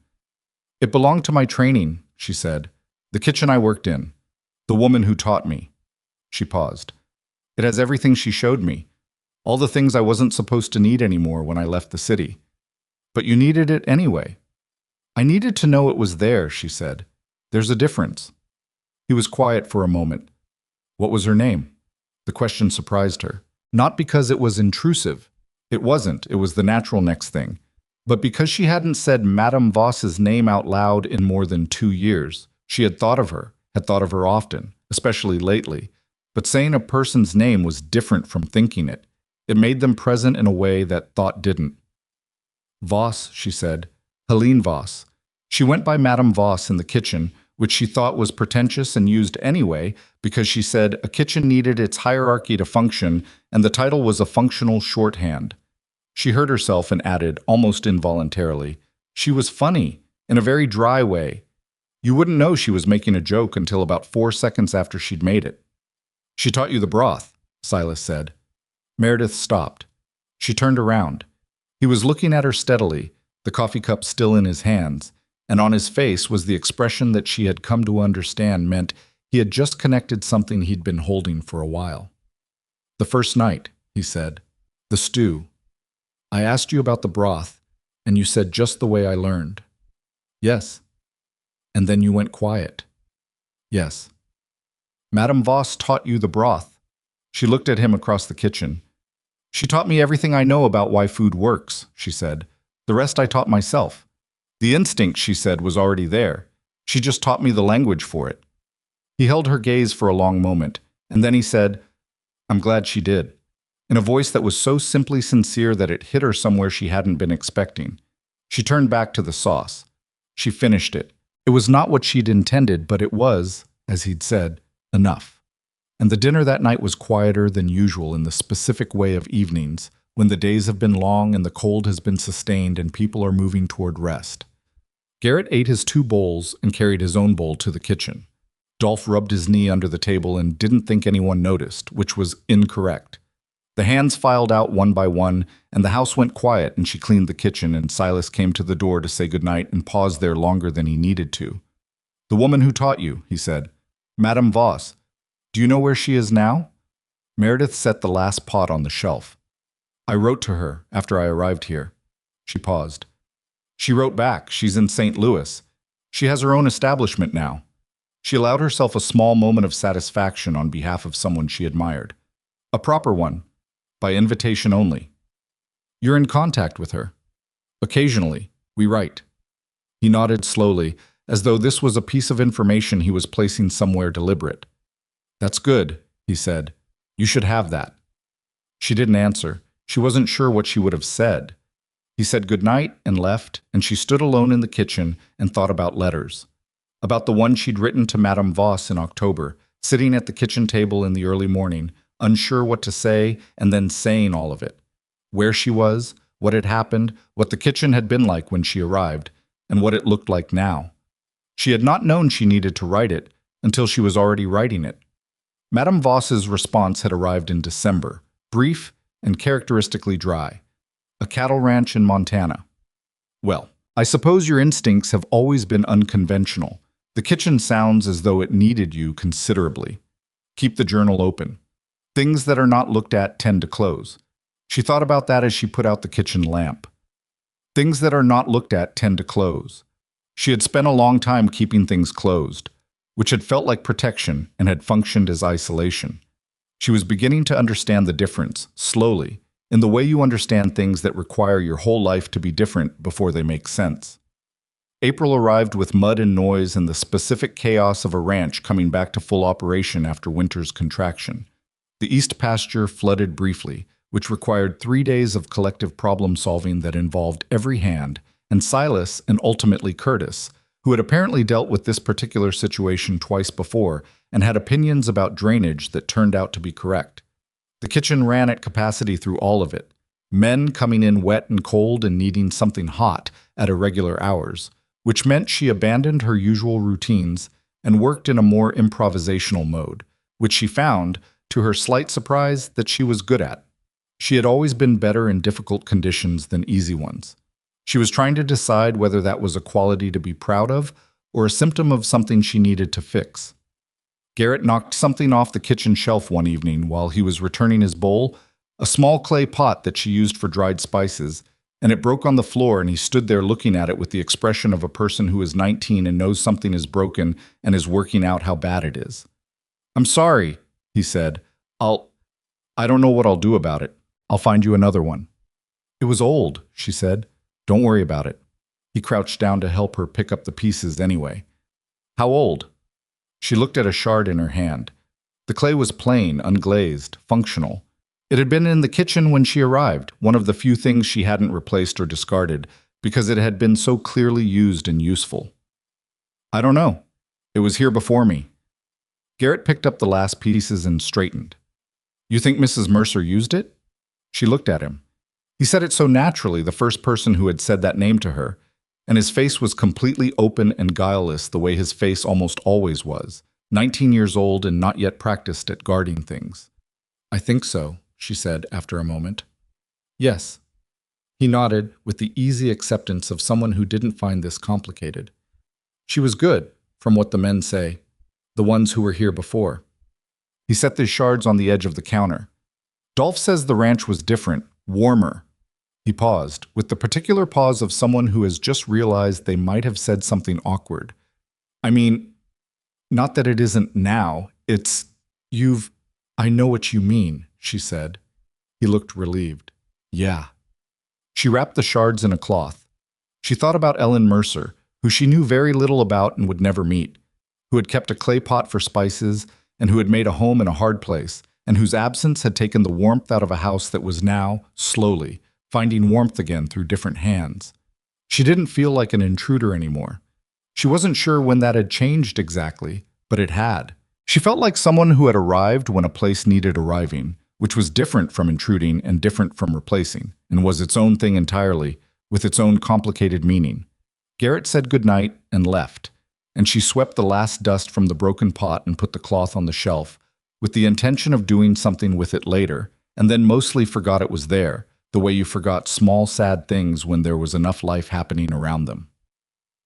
In the third week of April, on a Tuesday evening, Silas came to the kitchen after dinner with a question that was not entirely about what it sounded like. He stood in the doorway. He was holding something, a folded piece of paper. She looked at it, and then at him. "I've been asked to take on a contract," he said. "Cattle from the Henderson spread. Means the ranch grows considerably over the summer. More hands, more—" He paused. "More of everything." She waited. "I wanted to know if that was something you felt you could manage," he said. "The kitchen side of it." She looked at him steadily. "How many more hands?" 6 to 8 through the season. She thought about it practically, which was the right way to think about it. Pantry capacity, rotation of stores, timing of meals with expanded numbers. "I'd need more from the suppliers in Millhaven, monthly, not the current schedule." "I can arrange that." "And I'd need someone to help in the kitchen through the busiest weeks, not a cook, just someone capable of following instruction without argument." The corner of his mouth moved. "Garrett?" "Yes." "Garrett." He nodded. "I'll ask him." He looked at the folded paper in his hands, then back at her. It's a significant expansion. It changes the nature of the operation here." I was choosing his words carefully, which he rarely needed to do, which meant he was approaching something from the side. "I want to make sure it works for everyone here, everyone who's made this what it is." She understood that he wasn't just asking about kitchen logistics. She met his eyes. "It works for me," she said, "if that's what you're asking." Something in him settled. Not dramatically, not visibly to anyone who didn't know how to read him, but she did know by now, and she saw it. "Good," he said. He turned to go. Then, at the door, "Meredith." "Yes." He held the folded paper. I've been thinking about asking you something for a while, and I want you to know that whatever the answer is, nothing changes here. This isn't something I'm saying to influence anything. I just want you to know it. She set down the cloth she was holding. All right, she said. He looked at her in the even, full way he looked at things when he intended to understand them. Are you staying? The question was simple and enormous at the same time. Not are you staying through the summer, not are you staying for the contract. She heard what it was actually asking, because she had learned his language over months of listening carefully. And the question was, do you have a future here that you believe in, or are you still deciding whether to stay or run? She held it for a moment. A year ago, she would not have been able to answer that question honestly, because she would not have allowed herself to know the answer. She would have hidden behind practicality or ambiguity or the safe, non-committal language of someone who isn't sure what they're allowed to want. Yes, she said. I'm staying. He nodded once. Good, he said. And he left.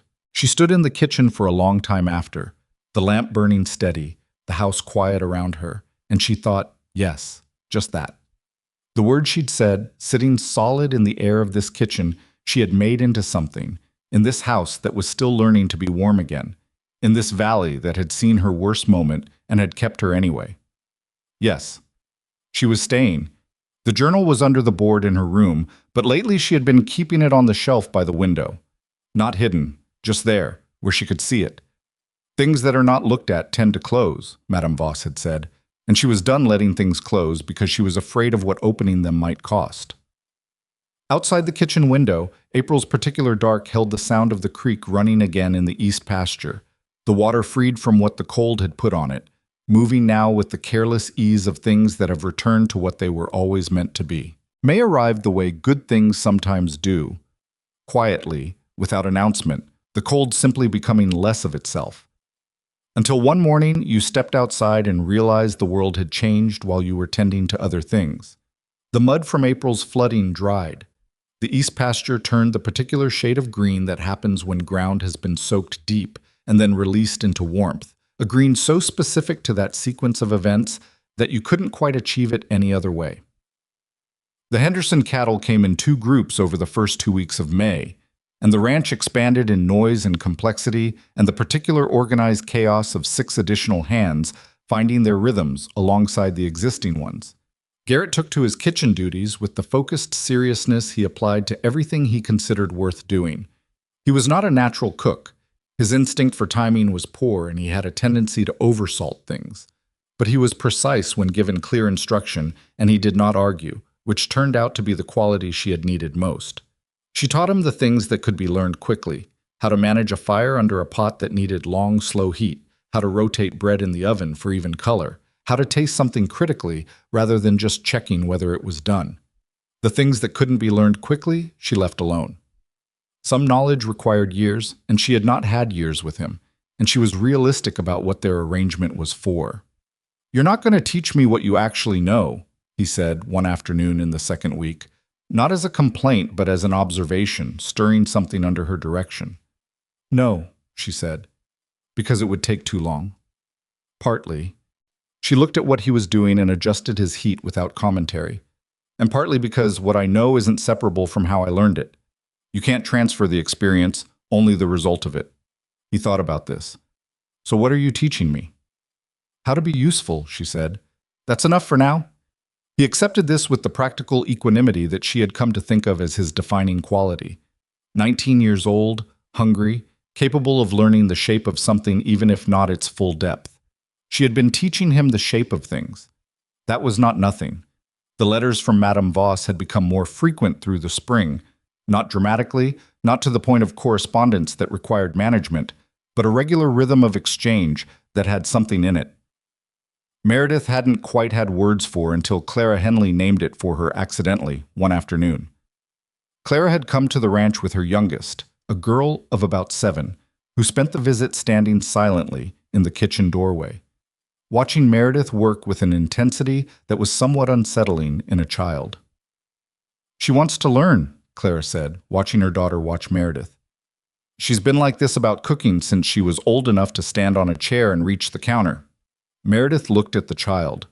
The child looked back with the specific focus of someone who is memorizing. She can come closer if she wants, Meredith said. The girl came in with the careful deliberateness of someone who has been told many times not to touch things, and has learned to move as though she might be rescinding that rule at any moment. She stood beside Meredith and watched the cutting without speaking. "What's your name?" Meredith asked. "Francis.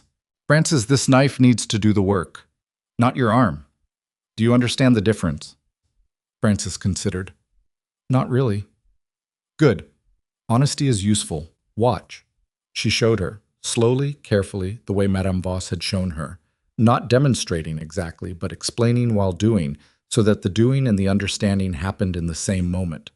Francis watched without fidgeting, which was remarkable in a 7-year-old, and when Meredith offered her the knife, handle first, with her hand on the child's, she did not flinch or overcorrect.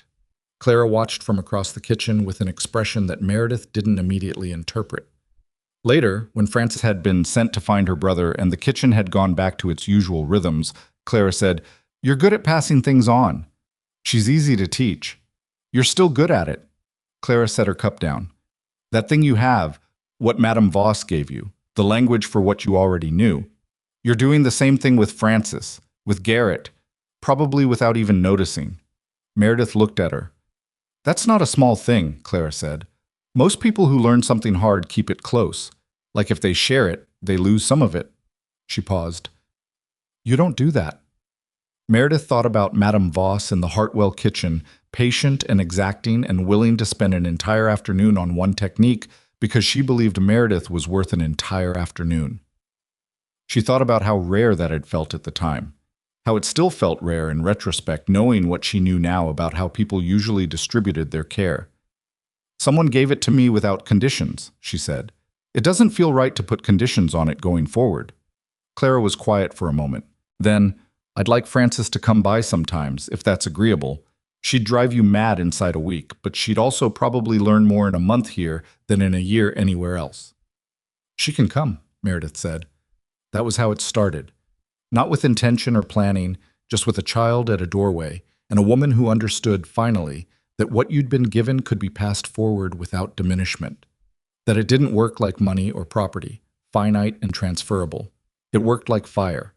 You could give it away and still have all of it. The journal moved from the shelf by the window to the kitchen table sometime in May, without Meredith consciously deciding to move it. It was just there one morning, open to a page about pastry, specific temperatures and resting times that she'd annotated in Madame Voss's presence, with a note in the margin that said, "Patience is the ingredient that cannot be measured, but is always the one you're missing." She had been using it as a reference, and then leaving it open because the kitchen was busy, and closing it between uses had stopped being practical. Silas saw it there one morning and didn't comment. But she caught him glancing at the open page as he picked up his coffee, and there was something in his expression that was private enough that she looked away to give him room for it. Later that day he came back to the kitchen at mid-morning, which was unusual. "I want to show you something," he said. He was holding his hat in his hands the way he held it when he had something to say that cost him something. She followed him out of the kitchen, through the house, to the back room that she had never been in, a room she had assumed was storage, which it partly was, but which opened into a smaller room that was clearly Silas's own territory, his desk and papers, and the shelves of ledgers that constituted the administrative life of the ranch. But along one wall there was something else, a set of shelves, built carefully, and with more attention than the purely functional shelves elsewhere in the house. And on them were things that were not ranch business. A carved wooden box, a folded piece of embroidered cloth, several books with their spines cracked from reading, a small framed photograph, too faded to read clearly, and on the center shelf a notebook, plain, cloth-covered, thick. He took it off the shelf and held it out to her. "Ellen kept this," he said. She wrote down recipes, things her mother taught her, things she figured out herself." He held it steadily. "I haven't opened it in 4 years. I kept it because I couldn't get rid of it, but I couldn't open it either." She understood that. Precisely, entirely, the way you understand things that have lived in your own body. "Yesterday morning," he said, "I walked through the kitchen, and I saw your journal open on the table, and I thought—" He stopped, looked at the notebook in his hands. "I thought she would have wanted someone to use it." The kitchen was far away. The house was quiet around them, the sound of the ranch outside the walls muffled and distant. She stood in this small room full of the careful things of a life and felt the full weight of what he was doing, the cost of it, how many times he'd probably picked up that notebook and put it back down, how much of himself was in the act of offering it now. "Are you sure?" she said. "No," he said honestly. "But I think sure isn't the point." She took it from him. It was lighter than she expected, or heavier. She couldn't tell, the way you can't always tell with things that carry meaning beyond their physical weight. "If you'd rather I keep it on the shelf in here," she said, "I'd rather you used it." He looked at her steadily. She was a practical woman. She'd have thought a recipe that wasn't being used was a waste. The corner of Meredith's mouth moved. "She sounds sensible." She was. Something in his face shifted, not into grief exactly, but into a softer kind of presence. The look of someone allowing themselves to remember warmly rather than painfully. "She made a bread that no one in the valley has been able to replicate. I've asked Clara twice. Clara said she's tried 6 times and it isn't right." Meredith looked down at the notebook in her hands. "It might be in here." "It might be." She opened it carefully to a middle page. The handwriting was rounder than her own, more assured on the downstrokes. A recipe for apple cake, with a note in the margin. "Silas says too sweet. He is wrong. Make it again anyway." She laughed. She hadn't expected to laugh, and it came out slightly undignified, a short, surprise sound. She looked up, and Silas was watching her with an expression she hadn't seen on him before. Open, unguarded, the look of a man who has just been given something back he thought was gone. "She sounds like someone worth knowing," Meredith said. "She was," he said, quietly, without the weight of grief in it this time. Just the fact of it, held honestly, by a man who had finally found somewhere to put it down. She carried the notebook back to the kitchen and set it beside her own journal and stood looking at them side by side for a moment. 2 records of 2 different kinds of knowledge, in 2 different handwritings, on the same kitchen table, in the same house that was becoming something neither of them had planned, but both of them had been, without quite saying so, working toward. June came, and the ranch was at its loudest and most demanding. The additional hands had found their place in the existing order, with the occasional friction of personality that was inevitable, and the gradual smoothing of it that happened when people lived and worked in close enough proximity that accommodation became practical. Garrett had mostly stopped oversalting things. Frances Henley came twice a week and stood at the kitchen table with the focused intensity of a person who understood that she was learning something she would carry for the rest of her life, which she was, though she was only 7 and didn't have words for it yet. The bread turned out well on a Tuesday in early June that Meredith would later think of as a small, significant turning point in the way small things sometimes are. Not the bread itself, which was good but not transcendent. It was Ellen Mercer's bread recipe, the one Clara had failed 6 times, which Meredith had found on the 4th page of the notebook and worked through 3 times before she understood what had been missing from the previous attempts. The issue was the resting time, which Ellen had annotated not in minutes but in a description, until it feels right, which you will know when you know. Unhelpful instruction for someone who didn't already know what right felt like, but Meredith did know, and on the 3rd attempt she felt it, and the bread that came out of the oven had a character that was different from her own bread in a way she found hard to articulate but completely recognizable. She set a loaf aside, separate from the one for the table. At dinner, she brought it out and set it in front of Silas without explanation. He looked at it, picked it up. The way he handled it changed before he tasted it. He tasted it. He set it down and was quiet for a long moment. "Where did you find it?" he said. His voice was level, but underneath level. "4th page." He nodded. He picked it up again and ate some more of it with the attention of someone who is not just tasting something, but going somewhere. She did not look at him while he was there. She attended to the rest of the table, refilled things, talked briefly with Curtis about a supply order, and let Silas have the privacy of whatever the bread gave back to him. When the table cleared and the hands went out and the kitchen was quiet again, she heard him in the hall and then at the kitchen door. "Thank you," he said. "It was in the notebook," she said. "She left clear enough instructions once you understood what she meant by them." "She always did that," he said. "Said things once. Expected you to understand." "I understand." He looked at her across the kitchen.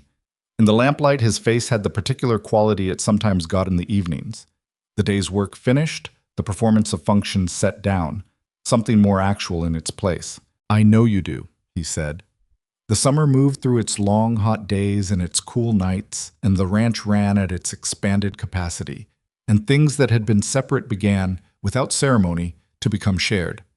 She began reading in the evenings in the front room rather than in her room, which was small and became hot in summer. And Silas was often there when she came in, with a book or his ledgers, and they occupied the same space in the easy silence of people who have long since stopped needing conversation to justify being in the same room. He was not demonstrative. She had not expected him to be and did not need him to be. He showed things the way he did everything, through action and consistency, through the accumulation of small choices that added up to something large. He fixed the loose board in her room without being asked, which meant he had noticed the slight unevenness in her step on that side of the floor, which meant he paid attention to her specific movements in her specific space, which was a kind of intimacy that she felt more acutely than she might have felt a more obvious gesture. She was not undemonstrative herself, though she had thought she was for years. She had confused self-protection with coldness. They weren't the same. When the self-protection wasn't necessary, other things emerged, small ones, nothing dramatic. She kept the coffee ready when he came in from late evening work. She noted, without being asked, which dishes he ate more of, not to please him by repetition, but because feeding someone well required knowing them, and knowing what someone actually ate, rather than what they said they liked, was a form of knowledge that required honest attention. One evening in late July, she was writing at the kitchen table, a letter to Madame Voss, about the summer, about the notebook, about Ellen Mercer's bread, and Silas came through on his way from the barn. He stopped at the kitchen table, and she looked up. He looked at the letter, at her journal beside it, open, at Ellen's notebook on the other side. He looked at her. "I want to ask you something," he said, "and I want you to know that you can answer it however you need to. You don't owe me a particular answer." She set her pen down. "All right." He stood at the table with the same stillness he brought to the fence line and the woodpile and every other place where he had something to say and was deciding how to say it properly. "I am not a man who is easy to live with," he said. "I know that. I'm not saying it for sympathy, just as a fact. I work too much and I don't talk enough, and I spent 4 years being less present than I should have been. And those are habits that don't go away because a person decides they should." She waited. "But I know that this—" He looked at the table, at the 2 notebooks side by side, at the letter she was writing, at the lamp between them. "This is something real. What's happened here?" He looked at her. "I know that. And I want you to know that I know it, whatever else happens." The kitchen was very quiet. "I know it too," she said. Something moved through him. Not relief exactly, not release exactly, but something in that region, something that had been held carefully for a long time and could now be held slightly less carefully. He sat down at the kitchen table, across from her, in the chair he had started using sometime in May, without either of them acknowledging that he had a chair at this table now. "I'm not going to make promises," he said. "I made promises before and kept them until I couldn't keep anything, and I know that's not a reason to never promise anything again, but it is a reason to be careful about it." "I'm not asking for promises," she said. "What are you asking for?" She thought about it honestly. "Honesty," she said, "and patience, with the parts of me that still aren't sure what they're allowed to want." She paused. "I spent 3 years letting someone manage what I thought I was worth. That doesn't go away cleanly. Some days it's still there." "I know," he said. "I see it sometimes." She looked at him. "You don't say anything." "It's not mine to say anything about." He held her gaze. "You know what it is. You're working on it. Me pointing at it doesn't help. It just makes you feel observed." She stared at him. "That's exactly right." "I pay attention," he said simply. She looked down at her letter, picked up her pen and put it back down. "I wrote to Madame Voss about the notebook," she said. "About Ellen's recipes. About what happened when I made the bread." "What did you tell her?" "That I had found something that felt like a conversation with a woman I never met, and that it had taught me something I hadn't expected." She paused. She wrote back and said that good recipes work that way. That they're not just instructions, they're the record of someone understanding something, and when you use them well, you're continuing the understanding rather than just repeating the instruction. Silas was quiet for a moment. "That's a good way to think about it." "She's a good thinker." You should bring her here sometime, he said. If she'd come. Meredith looked at him.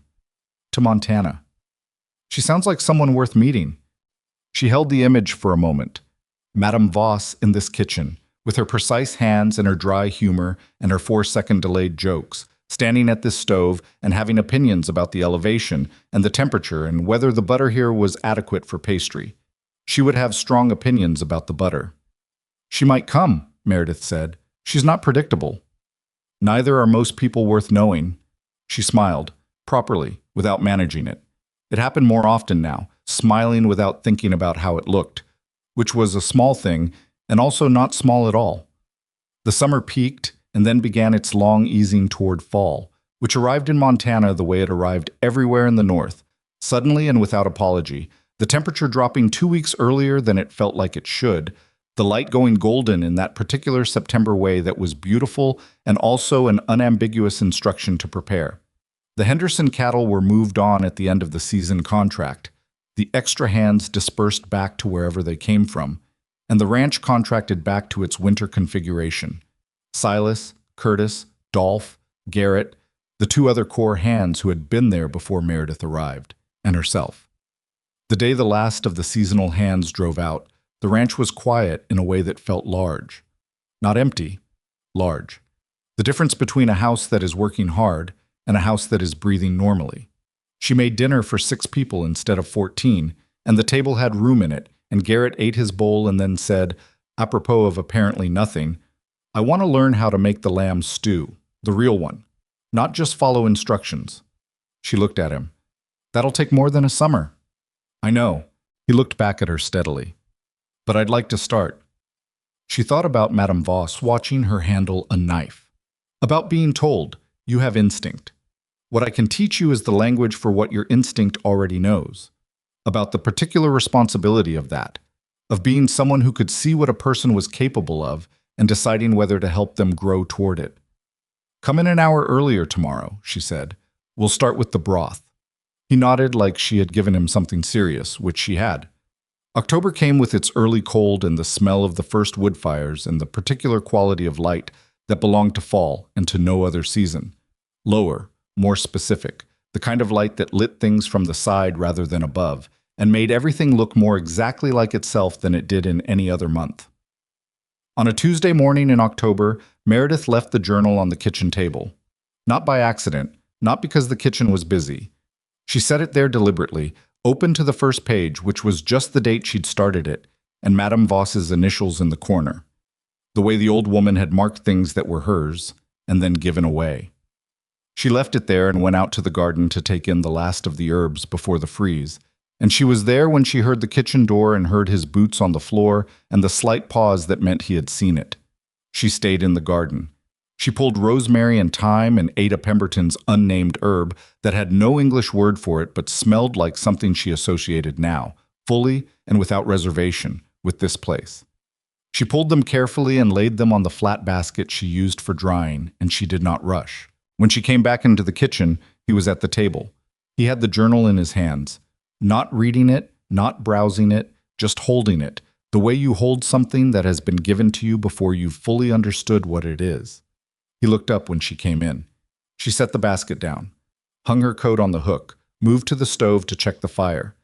He set the journal back on the table, not closed, open where she'd left it. You didn't move it, she said. It's not mine to move, he said. Then, is it? She turned from the stove. He was looking at her with that quality of attention that she had learned over months to trust completely. Not pressure, not demand, just the full, honest presence of a man who was asking clearly and would accept whatever answer was given. It's yours if you want it, she said. What's in it? What it means? She paused, because this was the thing, the actual thing, and she was going to say it plainly because she had learned the hard way that not saying plain things led to other people writing your story for you. I am not an easy woman. I have been damaged in ways that don't always announce themselves, and I don't always know how to ask for what I need. And I have a tendency to go quiet when I should speak, which I am trying to correct, but it is slow work. He listened without interrupting. But I'm here, she said, completely. This kitchen, this place, this, she gestured, at the table, at the two notebooks still side by side, at the herbs in the basket, at everything that had accumulated here over months of ordinary days, building into something that was not ordinary at all. I am not trying to be somewhere else. I am not staying until something better comes along. I am here because this is where I want to be. And because the man who runs this ranch is someone I trust, which is not a thing I say easily or without understanding what it costs. The kitchen was very quiet. Silas stood up from the table. He was a tall man, and the kitchen was not large, and when he stood it changed the proportions of the room, which she was used to, which she had been used to for months without saying so. He crossed to where she was standing, not quickly, at his own pace, the way he did everything, and he stopped close enough that she had to look up slightly to see his face. "I'm not easy either," he said, in case that wasn't established. It was established. "I want you to know I know what you're offering," he said. "I'm not taking it lightly. I don't take things lightly. I know. And I want you to know—" He paused, chose his words the way he always chose them, with the care of a man who said few things and meant all of them. "That what you did in January, in that room full of people, standing up and telling the truth before someone else could tell the lie, that was the bravest thing I have ever seen anyone do, and I have been—" Another pause. "I have been glad, every day since, that you are here." She had been wrong, years ago, about what she was looking for. She had been looking for grand gestures and certainty and the feeling of being chosen dramatically, publicly, in ways that could be seen and verified by people around her. She had thought that was what love looked like.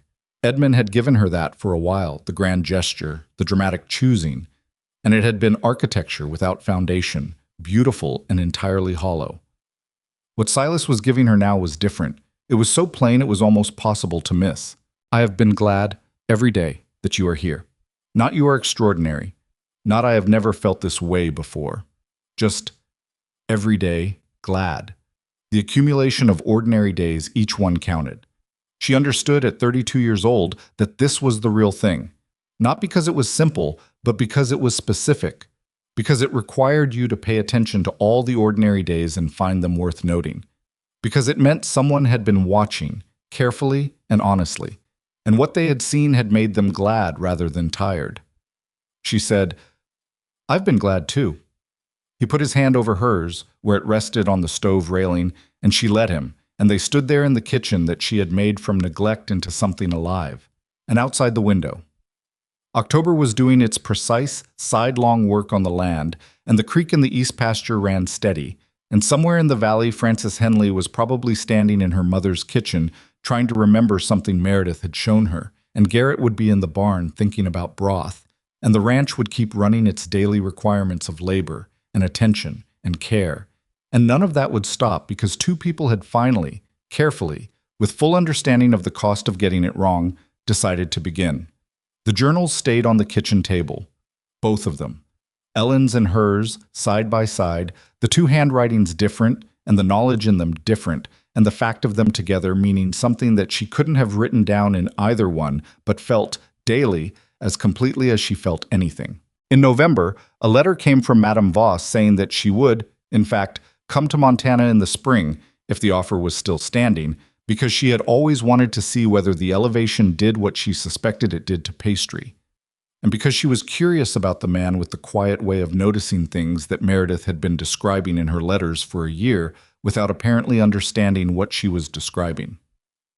Meredith read this at the kitchen table and then went to find Silas, who was at the fence line, which was where he often was. She handed him the letter. He read it once, then again. "She's coming," he said. "She's coming." He folded the letter and handed it back. "I'll make sure the guest room is ready." She looked at him. "That's all you have to say?" "What else is there to say?" He looked back at the fence, then at her. "She taught you to cook. She kept that journal safe when you needed it to be kept. She wrote you back when you were in a rooming house in Chicago, trying to figure out what came next." He paused. "She matters to you, which means she matters here."